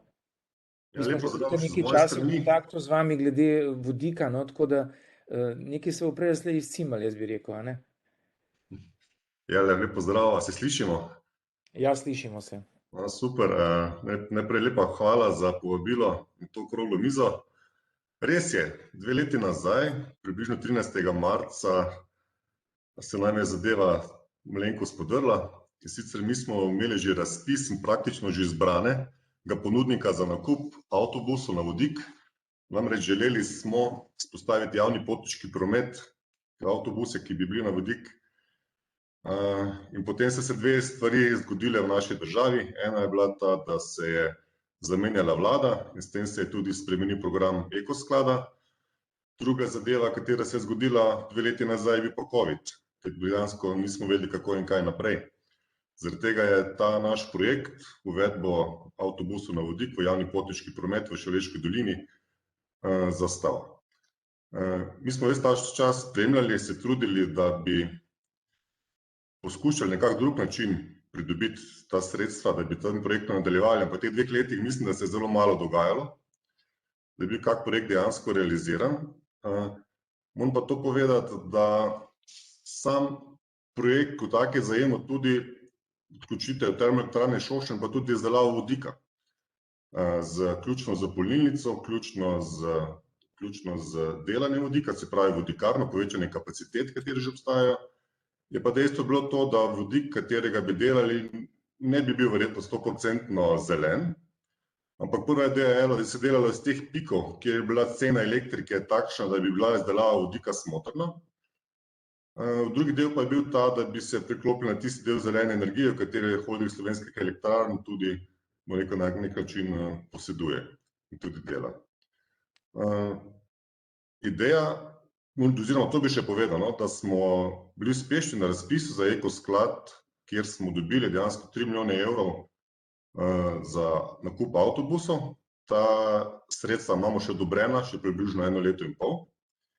In pa takrat smo bili tudi upravičeni do sredstev iz projekta Jive 2, približno nekaj čez 1 milijon evrov. Se pravi, da je finančna konstrukcija bila praktično zaprta, zmanjkalo nam še en mali del oziroma termoelektrarna Šoštanj, da bi pokrila ta del subvencioniranja, kar se vodikarne tiče, in pa polnilnico. Bistveno za nas pa je bilo kot lokalna skupnost je bila pa cena vodika. Takrat smo se v njihovem sporazumu zavezali, da bi bila cena vodika po takratnih ocenah med 3 in 6 evrov. In to je bilo tudi bistveno, da bi ta projekt kot tak zaživel. Se pravi, da je bila cena malenkost večja, kot je primerljiva cena z dizlom takrat, in bi bili dejansko prvi projekt, ki bi v Sloveniji, pa tudi v vzhodni Evropi, zaživel dejansko tudi v praksi. Zdaj pa, če imam še par minut, bi sam še povedal, kaj nas čaka v teh naslednjih 13 letih, če lahko. Ja, čisto na kratko, se bomo še kakšen krog naredili, ne? Ok, velja. Dejansko mi smo zaradi ukinjanja premoga do leta 2033 zavezani celotno našo dolino, katero se greva na premog, prestrukturirati in priti na zeleno energijo. V tem trenutku imamo že idejne zasnove, kako to narediti, imamo približno časovni okvir, po posameznih letnicah, kaj do določenega leta narediti, da bomo do leta 2033 dejansko lahko se umaknili popolnoma iz premoga. Ta projekt je ocenjen na približno 100 milijonov evrov in en izmed teh projektov je tudi, tako kot danes bilo že tudi nekaj govora, in sicer je vodikova dolina. Ta projekt se pa imenuje vodikove tehnologije v brezemisijskem transportu in razogljičenje energetike. Pa bi mogoče toliko za uvod, pa verjamem, da bomo še. Super, hvala lepa, ja. dejansko ta projekt, ki ste ga na koncu omenil, ja, gotovo je aktualen, zanimiv. Vi imate neke, kako bi rekel, točke v prihodnosti, ki jih morate realizirati, ne, ki so pomembne in ki rabite neko alternativo, kot sem v uvodu povedal. Ne vem, mogoče bi gospoda Severja še pozval iz Steklarne Hrastnik, recimo. Vi ste tudi iz konkretnega podjetja. Kaj pa pri vas, recimo, kaj delate na področju vodika, ne? Tudi imate neke aktivnosti? Ja, lepo pozdravljeni, lep pozdrav vsem skupaj. Se pravi, imamo kar precej aktivnosti na tem področju. Mi en projekt z vodikom smo že speljali, sicer manjši pilotni projekt, je bil pa vseeno en prvih v steklarski industriji, kjer smo dejansko demonstrirali uporabo zelenega vodika v kombinaciji s taljenjem stekla, se pravi zamenjavo energenta iz zemeljskega plina na vodik. Zdaj že letos lahko rečem, pa načrtujemo test na industrijskem nivoju, se pravi, te aktivnosti so v polnem teku, imamo že in seznam opreme in projektiranje narejeno za ta test v večini in načrtujemo ga letos jeseni. Se pravi, letos jeseni planiramo, da bomo na naši veliki peči, ki smo jo zgradili leta 2020 in je tako rečeno hydrogen ready, ker je bila tako tudi dizajnirana. Na tej peči bomo pač naredili industrijski test, da ugotovimo, kakšni so tehnološki pogoji oziroma omejitve za rabo vodika. Želja je, da nekatere gorilnike testiramo tudi do 100% uporabe vodika, tako da pač in tudi za daljše obdobje, kot je recimo nekaj tednov, tako da res ugotovimo, kako to vpliva na sam proces. To je ena zadeva, ki jo že realiziramo praktično. Kar je pa še dodatno, je pa v bistvu vezano na razpise, to je pa uporaba vodika tudi na ostalih naših pečeh, tudi implementacija elektrolizerja trajnega, se pravi, da bo na lokaciji bil stalno prisoten, to je pa v bistvu vezano na razpise za vodik. Zdaj, če bomo uspešni na kakšnem od razpisov, bomo pa tudi šli v širše zgodbe. No, super, ne, skratka, da se kaj delati, ne, tudi če recimo država, kot je rečeno, nima neke posebne strategije, ne, seveda, verjetno bi kakšne aktivnosti bile nekoliko olajšane, ampak vseeno se da tudi na nekaterih področjih, recimo kot je ta, čisto, kako bi rekel, uspešno delati oziroma začeti delati, da tako rečemo, ne. Zdaj, kaj pa mogoče kaj naši inštituti, ne?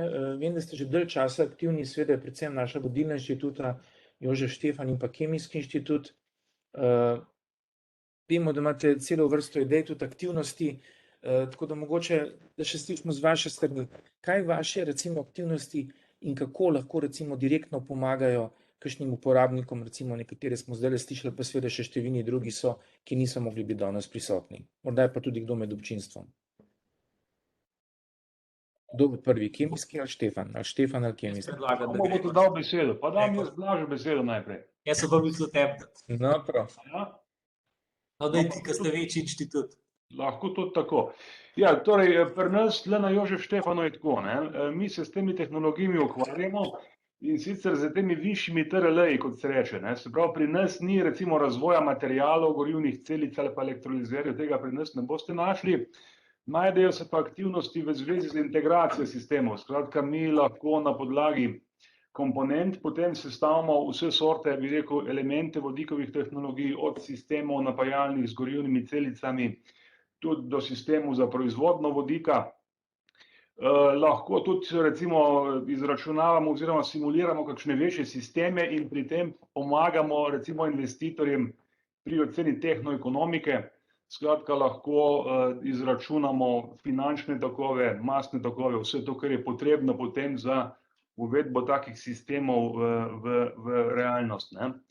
Zdaj, torej vključeni smo v vrsto projektov raziskovalnih, večinoma jih financira združenje FCHU, Fuel Cell and Hydrogen Joint Undertaking.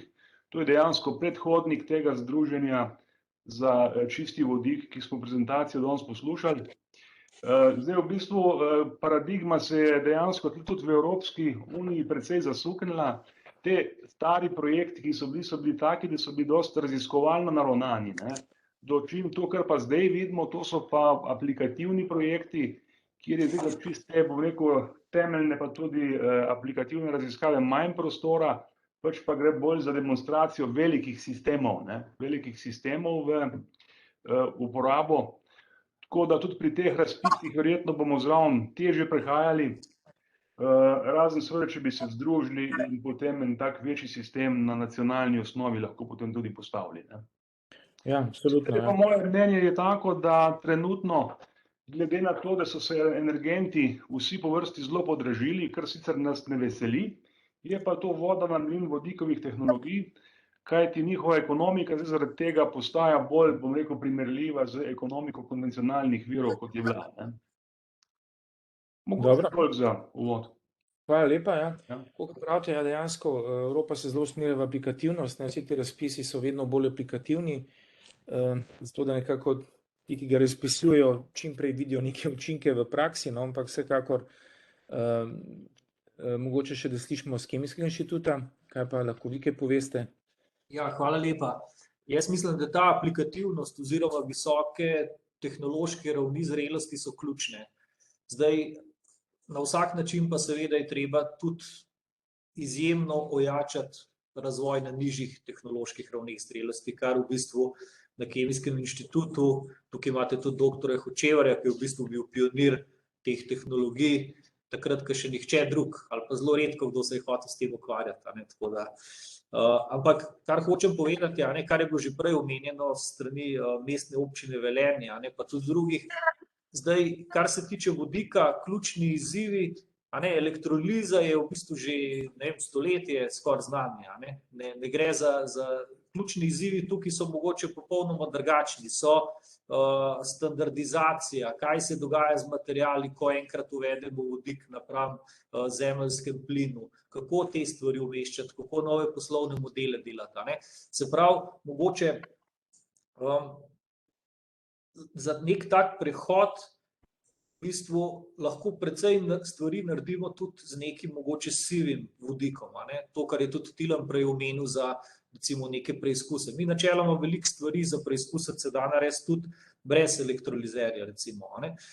Zdaj, kar se tiče Kemijskega inštituta, kot rečeno, načeloma mi delamo po celi lestvici tehnoloških ravni zrelosti, recimo kolega Hodnik tukaj v bistvu je prav na samem vodiku ima projekt Evropskega raziskovalnega sklada, poleg tega pa recimo tudi, kar se tiče steklarne, smo z njimi, mislim, da zelo tvorno sodelovali od samega začetka in seveda si želimo neko tako večjo zgodbo tudi sestaviti skupaj na nacionalnem nivoju. Zdaj, vodikova dolina, kjerkoli naj si že bi bila. Dobro, hvala lepa še tole. Mogoče samo na hitro, res z enim stavkom, omenili ste steklarno in sodelovanje z njimi, je še kakšno drugo podjetje, s katerim sodelujete? Ni nujno, da ga, mislim, če je kakšna poslovna skrivnost, ni nujno, da poveste, ampak samo koliko imate nekih firm, tako da sodelujete z njimi? Ja, sodelujemo z ogromno podjetji, oziroma tudi zdaj, Če vodika, mislim, vedno več, recimo, Total Energies, BASF in drugi, se pravi, kar se tiče same vsebine, seveda v podrobnosti nekako ne moramo iti, ampak lahko pa rečem, da vodik, elektrifikacija pa dekarbonizacija so ogromne teme. Tukaj ampak tu imate več podjetij, s katerimi sodelujete, ne? Na tem področju imate več podjetij, s katerimi sodelujete? Ja, vsekakor, seveda. Želeli bi se tudi več če v Sloveniji. Enako vprašanje še za Jožef Štefan. Ja, pri nas konkretno sodelujemo s spodnesavskimi elektrarnami. Njihova ideja oziroma želja je bila, da bi viške energije, ki se na elektrarnah pojavljajo, shranjevali v vodik. In z njimi imamo projekt skupaj, zdaj zaenkrat to stvar delamo pač na študijski oziroma simulacijski bazi, sistem simuliramo. Želja njihova pa je potem, da se tudi to v prakso spravi, ukolikor bodo te rezultati izračunov pač rentabilni, da tako rečem. Drugo sodelovanje, ki sicer še ni čisto konkretno, je z Belinko. Firma Belinka, veste, da proizvaja vodikov peroksid, vmesni oziroma surovina za to oziroma vmesna substanca je pa vodik. Tega oni pač proizvajajo s pomočjo parnega reforminga iz zemeljskega plina, kar pomeni, da je to rjavi vodik, ki je sicer do nedavnega bil zelo pocen, ampak bil je pa pač okoljsko sporen, ker so z njim povezane emisije CO2-ja. In pri njih ideja je, da bi ta vodik seveda nadomestili z zelenim vodikom, torej z elektrolizo iz zelene elektrike, pri čemer pa trčijo v problem ekonomike takšnega početja. Ne? No, zdaj spričo delih spremenjenih razmer, ker podražila se je tako elektrika kot tudi ta zemeljski plin in pa tudi emisije izpustov CO2, je zdaj takšna ideja več ni tako daleč od ekonomske rentabilnosti in počasi bo lahko postala aktualna. Ne? Kajti ta, bi rekel, klasična pot pridobivanja vodika iz zemeljskega plina se je zaradi dviga vseh teh treh komponent, to je cena zemeljskega plina, cena elektrike in cena emisijskih kuponov, se je dejansko potrojila. In zdaj vodikove tehnologije več niso tako daleč od konkurenčnosti. Dobro. Hvala lepa za ta torej medodgovor, tako rečem. Ja. Jaz si bom vzel to pravico in ne zameriti, da vas bom mogoče tukaj prekinjal, ne? Tako da bomo čim več ljudi spravili v diskusijo. Sveto, če ima kakšen od poslušalcev pravzaprav kakšno vprašanje, nekaj kar postavi na chat, ne? Tukaj imamo že eno vprašanje, sam najprej bi potem mogoče najprej vse udeležence okrogle mize pozval. Zdaj omenjen je bil dr. Hočevar kot nekako prvi v Sloveniji, ki se je s tem začel ukvarjati. Mogoče vam kratka uvodna beseda. Kaj bi vi dodali temu, kar bi že zdaj rečeno? Čim bolj v praktičnem smislu za Slovenijo, recimo. Ja, hvala lepa. Glejte, takole je, ne, zdaj se veliko govori, da so zdaj ti premiki v Green Hydrogen Europe se pač tako rekoč postavili na glavo ali pa imajo drugačno paradigmo. Jaz se s tem ne strinjam, ne. Koncept tega Green Hydrogen Europe, kot tudi seveda celotne, rekel, intence Evropske komisije je, da se ustvarijo močne verige dodane vrednosti v evropski industriji. In prvi fokus je, da v vseh teh projektih sodelujejo izključno evropski dobavitelji. To se pravi, da ne gre za to samo, da se premakne recimo v primeru elektrolizerjev ali pa tudi gorivnih celic ali pa sistemov stacionarnih in za transport na osnovi gorivnih celic na večje moči, večje uporabnike, ampak gre tudi za to, da se seveda vzpostavijo te verige dodane vrednosti. To je pa zelo težka naloga, zaradi tega, ker tudi Evropa, tako kot slovenski prostor, je razdrobljena, kar se tiče teh verig dodane vrednosti. Tukaj je precej konkurence med posameznimi državami, posameznimi proizvajalci, in tukaj je treba, bom rekel, najti skupni imenovalec, zato da se take verige dodane vrednosti ustvarijo. Seveda imajo pri tem ključno vlogo veliki igralci, a ne, brez njih tako ali tako se ta zadeva ne bo zgodila, ampak druga komponenta, ki pa je tukaj pomembna, je pa ta, da rabimo majhne inovativne igralce, ker veliki igralci so počasni v inovacijah, prepočasni. In zaradi tega je ta kombinacija, bom rekel, SME-jev ali malih in srednje velikih podjetij in velikih sistemov zelo pomembna za ustvarjanje teh verig dodane vrednosti. To je prvi poudarek. Drugi poudarek je seveda, vsaka država ima bolj ali manj izdelane strategije na posameznih področjih in če se gremo vodikove tehnologije, bo treba enkrat v Sloveniji povedati, kakšne vodikove tehnologije, s čim, katere komponente, na katerih področjih in tako dalje. Te stvari so pri nas precej nedorečene oziroma vsaj ne kvantificirane na dolgi rok. Ljudje danes delajo programe in strategije tja do leta 2050 z vsemi simulacijami in tako dalje, tega pri nas jaz ne vidim. No, ampak če se vrnem nazaj, je pa seveda nekaj takih, bom rekel, praktičnih potez, kot je steklarna Hrastnik recimo, kot je občina Velenje in tako dalje, ki imajo ambicije, da v okviru svojih možnosti pač te vodikove tehnologije preizkusijo, pogledajo, koliko so za njih koristne in tako dalje.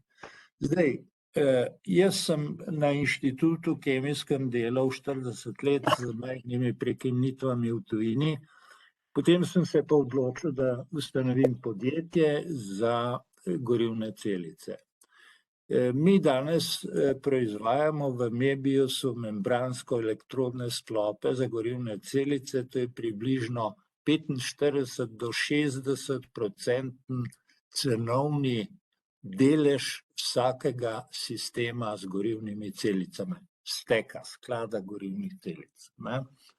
In tukaj pač sodelujemo s partnerji po celem svetu. Ne bi zdaj omenjal vseh, ampak nekaj takih, recimo, s katerimi smo združeni v Horizon projektu, to je RIA projekt za razvoj novih membransko-elektrodnih sklopov za težka vozila. Tukaj noter so firme, kot je AVL iz Gradca, ki je pač eden od velikih sistemov, ki testira vse sisteme za gorivne celice na mobilnih tehnologijah. Potem je firma Netsak, nizozemska, ki proizvaja megavatne stacionarne sisteme na gorivnih celicah, PEM gorivnih celicah. Potem je nova firma, ki je joint venture med Elring Klingerjem, nemško firmo, pa Omnium Plastic, francosko firmo, se imenuje ECPO, ki ima ravno tako ambicije priti na trg. Trenutno proizvajajo okrog 10.000 skladov gorivnih celic na leto za avtomobilske sisteme v Evropi in tako dalje. Potem se pa seveda zanimajo še druge firme, nemške v glavnem, japonske, Japonci nas kar precej, angažirajo. In je treba vedeti, da pač te stvari se dogajajo v glavnem, trenutno v Združenih državah, na Japonskem, v Nemčiji, Franciji, Nizozemski, Danski, Švedski in tako dalje, da ne omenjam še manjših, prijemov v drugih državah, in pa seveda Kitajska. Kot velika država pač ima tukaj ogromne ambicije na področju vodikovih tehnologij. Tako da ta druščina je zelo svetovno naravnana in se seveda je treba v te verige dodane vrednosti tako evropske kot svetovne vključevati. Dobro. Toliko. Ja. Hvala lepa za tole. No, prej smo slišali, da ta razpis od CHP-ja seveda vključuje tudi ne samo Evropsko unijo države, ampak tudi vse associate države in tiste, ki imajo posebne neke sporazume, bilo rečeno, do recimo Afganistana, tako da je vse širše kot Evropska unija. Mogoče, gospod Prne, tudi vi ste zelo aktivni, jaz sem celo videl vašo mašino, da tako rečem. Bi vi kaj dodali še vsemu temu, kakšen praktičen vidik? Ja, dober dan. Glede na to, kaj je bilo predhodno povedano. Hvala lepa za besedo, pozdrav vsem.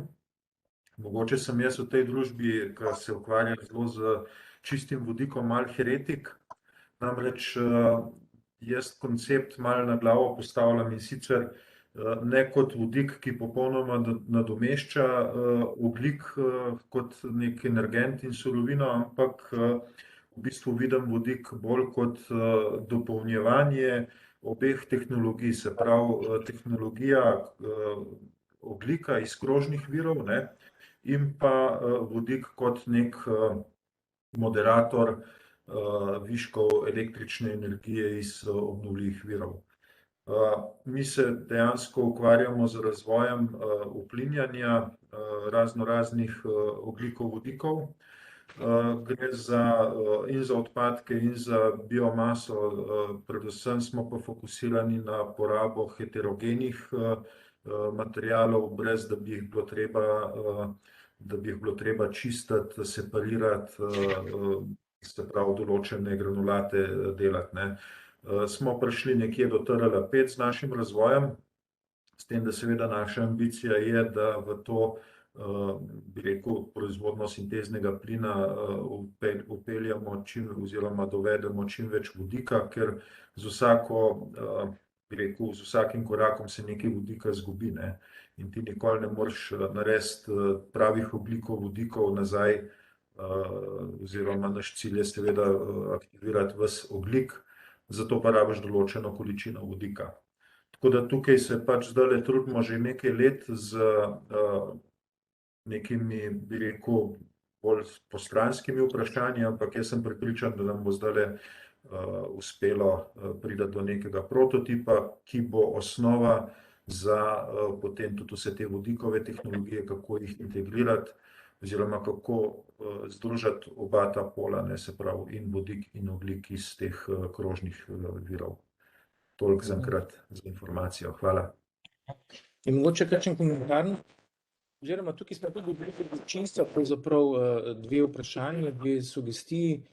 Eno je to, da bi rad nekdo iz občinstva iz Magneti Ljubljana DD predstavil zlitino za shranjevanje vodika, ne? In potem imamo tukaj še komentar dr. Marinška, ne? Kako on vidi, da bi se vključevali v to dolino oziroma do to veliko dodane vrednosti, ne? Tako to si lahko vsi preberete, ne? A je mogoče kakšen komentar zdaj kogarkoli od vas na enega od drugega?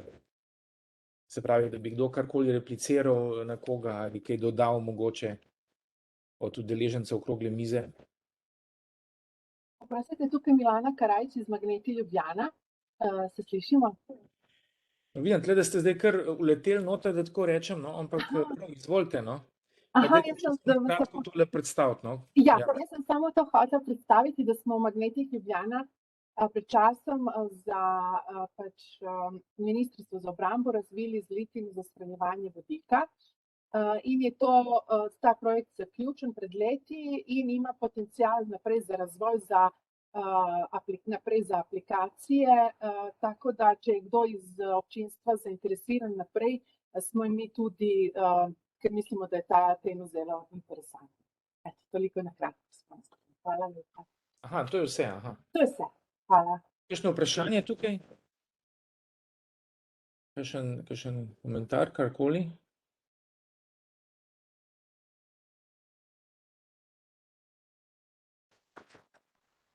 Dobro. Zdaj... Mislim, da so se gospod javili, gospod Blaž pa gospod iz Steklarne Hrastnik. So dvignili roke. Aha, vidim, ja, se opravičujem, ja. Ja, mogoče bomo dan prej, pa dajmo najprej Kemijski inštitut.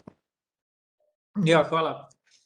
Načeloma sem mislil najprej se na tole, na Teosa nasloniti, pa bi mogoče gospa Milana, seveda poznamo to in nas vsekakor zanima. No, saj nekaj smo že sodelovali, pa z veseljem še, če se oglasite. Drugače pa, kar sem hotel reči, je v bistvu komentar na Teosovo mnenje oziroma predstavitev. Vsekakor, se pravi, gospodarjenje z vodikom je neobhodno povezano z gospodarjenjem z ogljikom. Mi tako ali drugače se ogljikov pač ne bomo mogli izogniti, vsaj srednjeročno ne, tako da vodik kot nek enabler za razogljičenje ali v zgornjem toku, tako imenovan upstream, tako kot imajo recimo v steklarni, ne nazadnje pa tudi downstream, recimo po pač nekem zajemu, naj si bo to uplinjanje, naj si bo to sežig kotlovnice ali pa kakršnikoli ogljični izpusti na splošno. CO2 je toliko inerten, da v bistvu je vodik ena izmed najbolj sprejemljivih platform, ki v bistvu so že na nekih ravneh tehnološke zrelosti. In mislim, da je precej interesa v Sloveniji po različnih podjetjih za kaj takega, seveda pač ni pa enoznačne rešitve, ampak je odvisno od primera do primera. Hvala. Ja, mogoče zdaj vidim tudi gospod Čolinski, mogo med tem na nek sestanek, je prišel nazaj, če sem prav videl.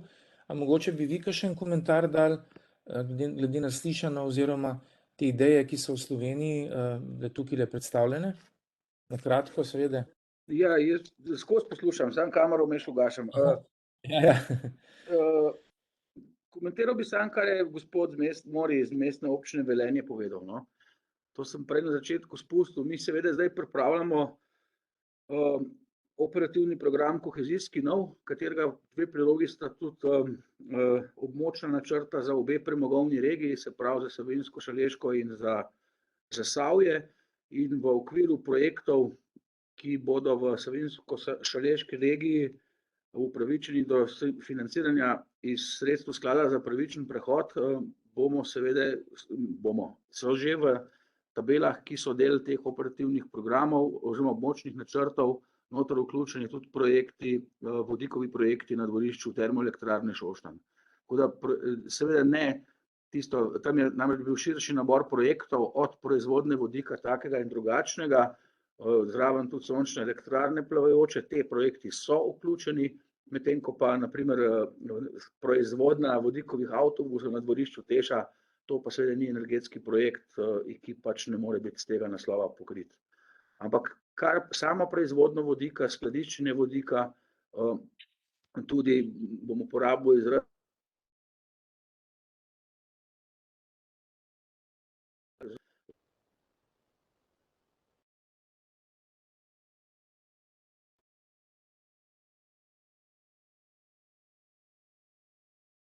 oziroma HSE Invest, kdorkoli že iz skupine HSE na dvorišču Teša, dovolj močan, da bo te projekte tudi izvedel, seveda ob izdatni pomoči teh sredstev iz sklada za pravičen prehod. No, torej, imamo neke načrte države oziroma so vključeni v tole, kot ste rekli, v kohezijski program. Seveda to je potem, vemo, 7-letni program v bistvu, ki potem, na podlagi katerega sledijo različni razpisi, tako da To je samo območni načrt, ki se nanaša na Savinjsko-Šaleško regijo. Zato tega nisem povedal. Ni državnega načrta, takega drugačnega nimamo. No, ampak, dobro, ja. Sem mislil, če v koheziji, da potem bojo tudi tistega kakšni razpisi. Ne, to je priloga, načeloma je operativni program za kohezijski sklad, potem je pa poseben sklad za pravičen prehod, iz katerega smo upravičeni kot Slovenija do črpanja denarja, zaradi tega, ker smo sprejeli strategijo opuščanja premoga, to se pa nanaša samo na premogovni regiji, ki sta pač te, ki sem jo naštel. Just Transition Fund, tako imenovano. Ja. Dobro, zdaj prej smo imeli še tukaj gospoda Severja, ki sem ga vmes prekinil z gospodom Šulincem. Vi ste hoteli tudi nekaj prej še diskutirati v povezavi z prejšnjo diskusijo, ne? Ja, hvala za besedo. Jaz sem hotel samo na kratko mogoče komentirati nek splošen komentar, ki se mogoče malo veže na to, kar je povedal gospod Dolanc. Se pravi, gre za to, da seveda vodik v mnogih primerih ni stroškovno učinkovit danes. To je popolnoma jasno. In tudi težko je pričakovati, da bo neka tehnologija prejanje implementirala do določeno visoke mere kar stroškovno učinkovita, ker to je eno z drugim seveda povezano. In zavedanje tega, da smo v neki tranziciji in da je morda prvič na eni strani potrebno iskati ne samo, kje bomo znižali stroške, ampak tudi, kje bomo povečali prihodke, zato ker uporabljamo nove tehnologije, smo bolj inovativni. To mogoče lahko povem na primeru steklarne Hrastnik. Mi smo lani oktobra izdali prvo trajnostno steklenico, ki je narejena z 100% vodikom in 100% recikliranega stekla. Na ta način kar na trg že porivamo, bom rekel, neke produkte, s katerimi poskušamo v bistvu ustvariti te prihodke oziroma si graditi tudi na tej strani neko zalogo za to, da bomo lahko take tehnologije implementirali. Druga zgodba je pa to, da mogoče zavedanje tega, da projekti z vodikom, tudi če bojo veliki, ne bojo morda kar takoj povzročili dekarbonizacije. Zaradi tega, ker preden mi pridemo do tega, da bo vodik omogočil dekarbonizacijo, je treba te tehnologije preizkusiti, da delujejo v industrijskem okolju na varen in primeren način. In to je mogoče nek umesen korak, ki nam dan še manjka, da bo implementacija vodika možna, pa s katerim bi jo lahko pospešili. Pa mogoče eno vprašanje na koncu pod črto, a res delamo vse, da bi na najbolj učinkovit pa hiter način stestirali, kje je uporaba vodikovih tehnologij najbolj smotrna. Toliko, iz moje strani. Ja, hvala za tole. Ja, mislim, da je zelo konkretna razprava, ki ste jo postavili. Doktor Dolanc se je javil za besedo. Izvolite.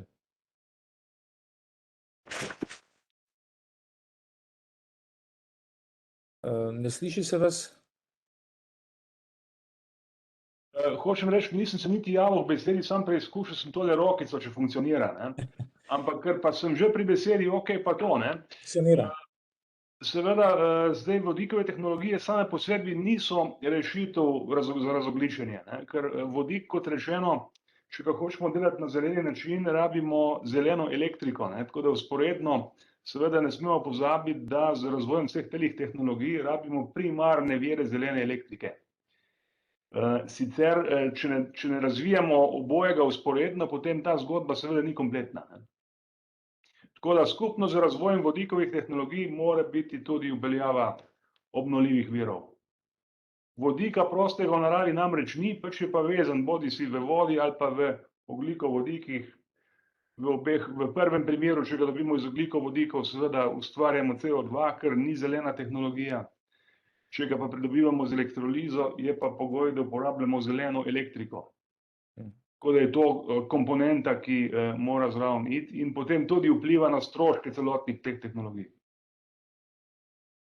Prej je tudi že govor o tem, ne, da zdaj se je energija podražila oziroma razni elementi energije, da tako rečem, da bo tudi te tehnologije vodikove, da bodo postale ekonomsko bolj zanimive. A bi mogoče še kaj na to rekli, ne? Mislim, da ste vi prej na to, dr. Počevar, tudi začel to diskusijo, ko ste omenjali 3 elemente, ne, ampak mogoče bi še kaj dodali tukaj.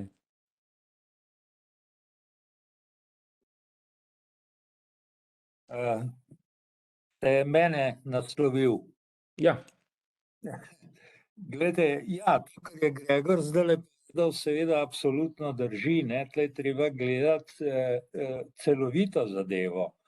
Ta prehod, ne, na vodikove tehnologije je hudičevo resna transformacija celotne družbe. To se pravi, tukaj ne gre samo za tehnološki problem, gre tudi za problem dojemanja teh novih tehnologij v družbi, kako in kaj in kako se bo družba transformirala glede tega, ne. In zdaj seveda s to krizo, ki je nastala in ki se je nakazovala, bom rekel, že več let, ne, saj vsi vemo, da pravzaprav ti viri imajo pač omejene zaloge, govorimo o fosilnih gorivih, ne, in da bo cena teh virov, če ne bomo spremenili te paradigme uporabe fosilnih goriv, bo samo rastla. O tem ni nobenega dvoma, ne. Tržne zakonitosti so zelo jasne. Manj, ko imaš nekega vira, dražji je. Večje, ko je povpraševanje, bolj se viša cena, ne. In tukaj ni debate, tle iz tega, bom rekel, tega zosa, da rečem drugače po slovensko, se je treba pač čim prej izvleči, ne. In mi o vodikovih tehnologijah govorimo, oprostite, vsaj kar jaz vem, od leta 1988, ko sem se jaz seznanil, pa vem, da je ta zadeva stara še bistveno več časa. To se pravi, od recimo uvedbe prvega avtomobila na vodik, Renaultjevga tam leta 1977. Začnimo s tem, da je bil prvi tak poskus, ali pa še prej nekaj avtomobili v Nemčiji in tako naprej. Skratka, čas teče. Zdaj smo pa prišli v situacijo, ko bi vsi radi čez noč stvari spremenili. To pa ne bo šlo, ne? In tudi ne bo šlo tako, da bomo mi uporabljali zdaj vodik, ki bo cenejši, proizveden pač z obnovljivimi viri, ki bo cenejši od vodika iz fosilnih goriv, ne. Še dolgo časa ne, ne. Vsaj tja do leta 2030, po vseh napovedih, ne.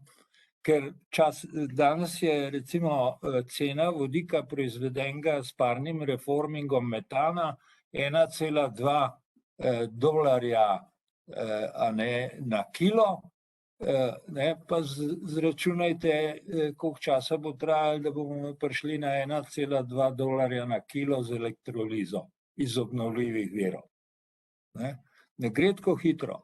Ampak to ne pomeni, da ne sme, ali pa ne pomeni, da lahko država čaka križem rok, pač pa bo morala v to investirati in to krepko. Tako na raziskovalno področje, kot z razpisi za subvencije za proizvodno določenih komponent, in te komponente morajo biti take, da se vključujejo v to, kar sem prej rekel, svetovne verige dodane vrednosti. Če bomo ostali samo na tem, da bomo delali majhne sisteme, skupljeno tehnologijo, ki jo bomo doma sestavljali po kosih, to je delal Smelt v 50-60 letih po Afriki.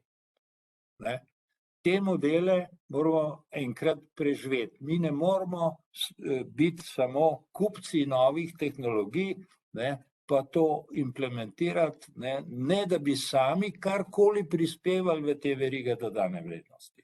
Torej, treba je bika zagrabiti za roge, začeti pri proizvodnji. Tako kot delamo zdaj za staro avtomobilsko industrijo. Delamo kolektorje, delamo elektromotorje, delamo zavorne sisteme, delamo luči in tako dalje. Cela vrsta podjetij slovenskih, predelovalne industrije je take, ki je vključena v to avtomobilsko industrijo.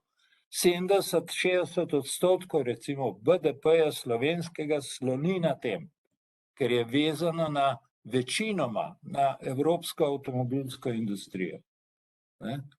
In zdaj, če se ta paradigma spremeni, bomo začeli delati električne avtomobile najprej, smo začeli razmišljati, da bomo delali litijeve baterije pri nas. Kdo bo v Sloveniji postavljal megatovarne za litijeve baterije? Kdo? Tega ne bomo videli. Lahko pa prispevamo k določenemu materialu ali pa določenemu načinu, tehnologiji proizvodnje litijevih baterij.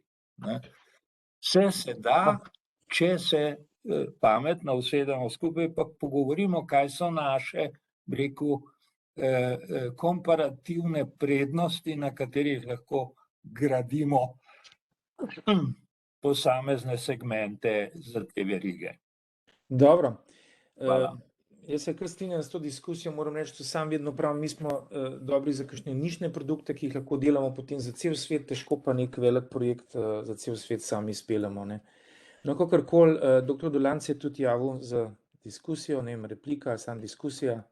Jaz sem sicer mislil še prej na tisto, ko smo se pogovarjali o cenah, še mogoče kaj reči. Včeraj sem pripravil na razpredelnico, ki malo kaže, kako cenovno stojimo s temi tehnologijami. Zdaj, če lahko tudi podelim, če je interes.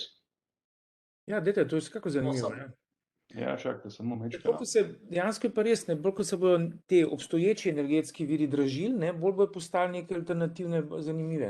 To vsekakor. In zdaj smo v neki taki situaciji, seveda vprašanje pa, kako dolgo bo trajalo in ko se bo to naprej razvijalo. Zelo smo v negotovi situaciji vsi. Kar dajte mogoče šerati to, ja? Zdaj bom, ravno poskušam.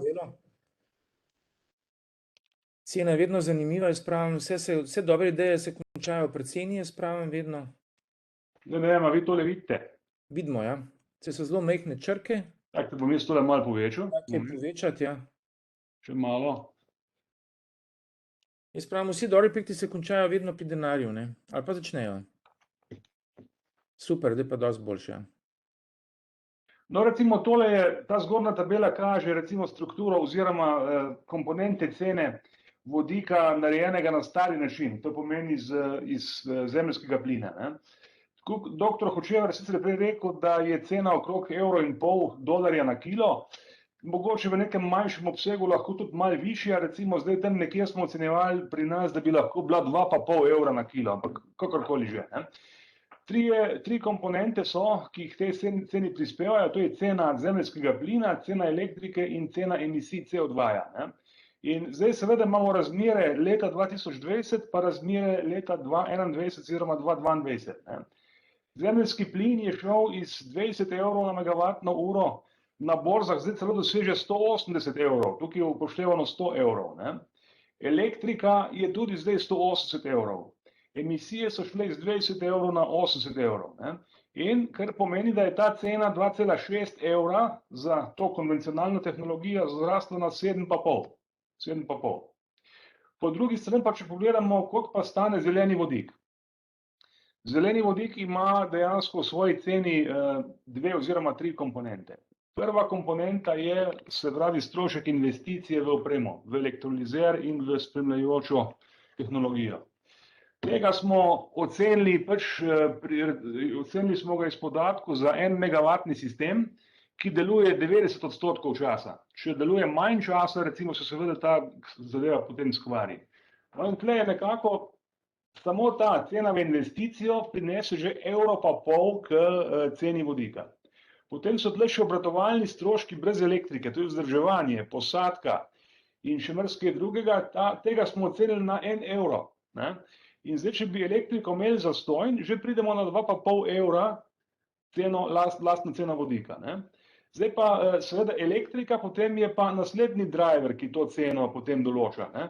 In spet tle je zdaj stvar taka, se pravi, če bi elektriko uspeli dobavljati po €120 na megavatno uro, potem bi naš vodik lahko lastna proizvodna cena bila €8,5. Ne? Ker ni tako zdaj daleč od tega, kar smo tle gor kazali. Ne? Skratka, v teh razmerah zdaj je zadeva bolj se zdi znosna, kot je bila včasih. Po naši oceni... Ampak še vedno draga, ne? Kako? Ampak še vedno draga, ne? Še vedno. Ampak pogledamo zdaj, recimo, kje ga lahko uporabimo. Ne? Pogonsko gorivo za vozila. Recimo, če tankate avto, potem plačate energijo €180 na megavatno uro, če kupite dizel ali bencin. Ne? In zdaj, če bi avto poganjali z zelenim vodikom, kjer imamo tudi izkoristek potem samega pogonskega sklopa malo višji, in če bi dejansko ta vodik ne bil obremenjen z okoljskimi taksami, kot so CO2, učinkovita raba energije in pa soproizvodnja toplote in elektrike, potem bi recimo pri tem nekje €6 na kilogram vodika bili pri istih stroških, kot smo zdaj recimo pri fosilnih gorivih. Skratka, že sedaj bi lahko ta zadeva bila blizu rentabilne, ne? Že zdaj. Dočim, če bi ga uporabljali kot recimo gorivo za ogrevanje, ne? Lansko leto, dokler je bil zemeljski plin recimo po €30 na megavatno uro, bi bili popolnoma nekonkurenčni. Zdaj, ko pa seveda cena raste, se pa tudi tle zadeva pač izboljšuje, ne? V smislu ekonomske vzdržnosti vodika. Ne? Tako da to so bi rekel te glavne cifre, ki določajo, ali bo zdaj ta stvar aktualna za uporabo ali ne bo. Ne? Kot rečeno, te razmere, ki so sicer razmere, ki si jih ne želimo, ne? Ampak so pa tiste, ki tečejo na mlin vodiku. Super, ja, no, ta je bila res koristna. Jaz mislim, da so mehko nalili čistega vina v smislu... Približno malo vidimo, kje smo. Ja, kje smo, ne, dejansko. Ko samo en kratek komentar k temu. Ja, prosim. Poglejte, nekajkrat smo že imeli krizo podražitve fosilnih goriv. Spomnite se tam leta 1975, pa tako naprej, ki je bila cena nafte skoraj blizu $200. Drugi naftni šok, tako imenovan. Ja. Ampak to so krizni piki, to ni rečeno, da bodo zdaj te razmere, cene fosilnih goriv ostale take, kot jih je dr. Dolanc tle predstavil. Absolutno. To je en pik, ki vprašanje, koliko časa bo trajal, verjetno toliko časa, dokler bo ta kriza trajala, ampak potem se bo pa spet, bom rekel, niveliral, vendar nikoli več nazaj na nivo pred krizo. Vedno bo dražji. To so vse te dosedanje, bom rekel, krize, če gledate, bom rekel, kako je rastala cena fosilnih goriv, nafte, boste najdli korelacijo 1:1 z vojaškimi krizami po svetu. 1:1. Ko je bil na nekem občutljivem območju, recimo Srednjem vzhodu, vojaški poseg, je cena zrasla. To so znane študije, nič novega. Ampak se pa strinjam z Gregorjem toliko, da se seveda te škarje zapirajo cenovne in da vsekakor je treba v to smer iti, ne glede na to, kakšne so trenutno zaradi krize cene. Dobro, bližamo se počasi koncu, ampak preden bi končali, bi imel še eno zanimivo vprašanje, smo tudi tukaj dobili iz četa. Pravzaprav, kje vidite, no in to vprašanje vsem panelistom, in kar prosim se javite, kdo bi prvo odgovoril na to, kje vidite možnost za kakšno večje povezovanje v Sloveniji na področju raziskav in tudi nekaj javnih organizacij, seveda podjetij, SME-ov, večjih bit in tako naprej na področju torej čistega vodika, ne? In zdaj recimo ti razpisi so bili danes predstavljeni, a tukaj vidimo nek potencial, da se ustrezno združimo, povežemo in kandidiramo recimo, oziroma rečeno je bilo že danes, da se vključujemo v neke večje verige v Evropi, ne? Ampak recimo, kako vidite, no, to povezovanje? Kakšen potencial tukaj vidite? Ja, Kemijski inštitut. Ja, zagotovo recimo vodikove doline predstavljajo en tak zelo dobro možnost za ene vrste tako povezovanje ali pa pač sredstva pravičnega prehoda. Ne? Običajno vedno, kadar so možnosti skupnih projektov, je to nek katalizator, ki omogoči neko boljše povezovanje. Ne? In pač, če so robni pogoji izvedbe takih projektov ustrezni, se pravi dovolj ostri, se v bistvu nazaj lahko dobi tudi točno to, kar bi se potrebovala. Ne? Se pravi, dovolj visoke ravni tehnološke zrelosti, ki hkrati tudi omogočajo nek razvoj pri nižjih, se pravi, testiranje nekih komponent, ugrajevanje nekih komponent in tako naprej. Se pravi, to sta samo dva taka inštrumenta, ki meni v tem trenutku padeta na pamet. Zdaj, če bi kakšen razpis dobili, potem tista delno, ne, tista vhodna investicija bi potem preko nepovratnih sredstev šla, ne, tisto razpredelnico, ki je dr. Dolanc pokazal, ne, tam tisti začetna investicija, ne, tam bi potem nekoliko imeli nižji strošek, recimo, ne. Seveda postanejo vsi ostali elementi cene, ne. Tako. Dobro, še kdo? Tukaj smo dobili še eno ponudbo, ne, od gospe Karajič, in sicer, če ima kdo interes naprej razvijati izletino za shranjevanje vodika, ne, ali da je potencialni uporabnik, ne, da je tukaj pač ponudba, da tako rečemo. Ne. Tudi to je dobrodošlo, da smo čim bolj informativni. Bi še kdo na to, ki je odgovoril, kje vidite povezovanje oziroma kako bi se tega lotili pravzaprav? Ne? Jaz sem pri začetku omenil tudi Vanguard iniciativa pripravila en torej projekt na področju torej vodika, ne, pri čemer je tam seveda odprto še v katero smer, ne. Mi smo predstavili našo željo, da bi pač šli v neko vodikovo dolino oziroma za torej nekako manjši obseg, ampak primer vodikove doline in pa seveda tudi v smislu, da se znebimo premoga, da tako rečemo. Ne. Zdaj ta poloče nastaja, no, bomo videli, kako se bo razvil naprej. Še kakšna druga ideja, kako bi se kaj povezovali bolj, da bi bili bolj učinkoviti? Majhni smo, to se vsi zavedamo, seveda, dr. Dolanc. No, jaz bi omenil to, da do teh povezav, recimo medsektorskih, je v Sloveniji že prišlo. Bil je pripravljen en razpis, torej ena prijava za Innovation Fund. To je pač nekaj konkurenčnega temu, kar smo danes poslušali, tistega gospoda prej. Ne? Ja. Tako da razpis. Kako? EIC razpis verjetno, ne? Ne, Innovation Fund je pač tudi evropski denar, ampak je dejansko gre tle za, se pravi, financiranje projektov, ki zmanjšujejo ogljični odtis. Prijave se ocenjujejo po ceni, koliko stane pač količina zmanjšanega CO2 in pa inovativnost. In tle smo na temo vodikovih tehnologij že prijavljali prijavo v okviru slovenskih energetskih družb. Žal sicer ni šla skozi, ker je konkurenca tudi tam seveda visoka. Mislim pa, da bi se za en takle projekt, kot je bila mala vodikova dolina danes, bi v Sloveniji lahko sestavili to skupaj, seveda, če bi podjetja potem se dokončno odločila za to, če bi pač kazalniki ekonomski kazali, da je to smiselno, ker seveda podjetja v izgubo ne morejo iti. Ne. Mislim pa, da firme, ki bi lahko vodik proizvajale in firme, ki bi ga porabile, bodi si kot energent, kot recimo steklarna, bodi si kot surovino, recimo belinka, vse to obstaja. Ne? Vprašanje je samo ekonomike, ali se to na dolgi rok splača, tudi potem, ko se subvencija izteče. Ne? Problem pa je, da je seveda telih razpisov zelo malo. Videli ste, da bo samo en projekt odobren, ne? In bojim se, da so te zadeve že kar precej vnaprej zlobirane, tako da so praktično, bomo rekli, prijave že kar malo napisane, ne?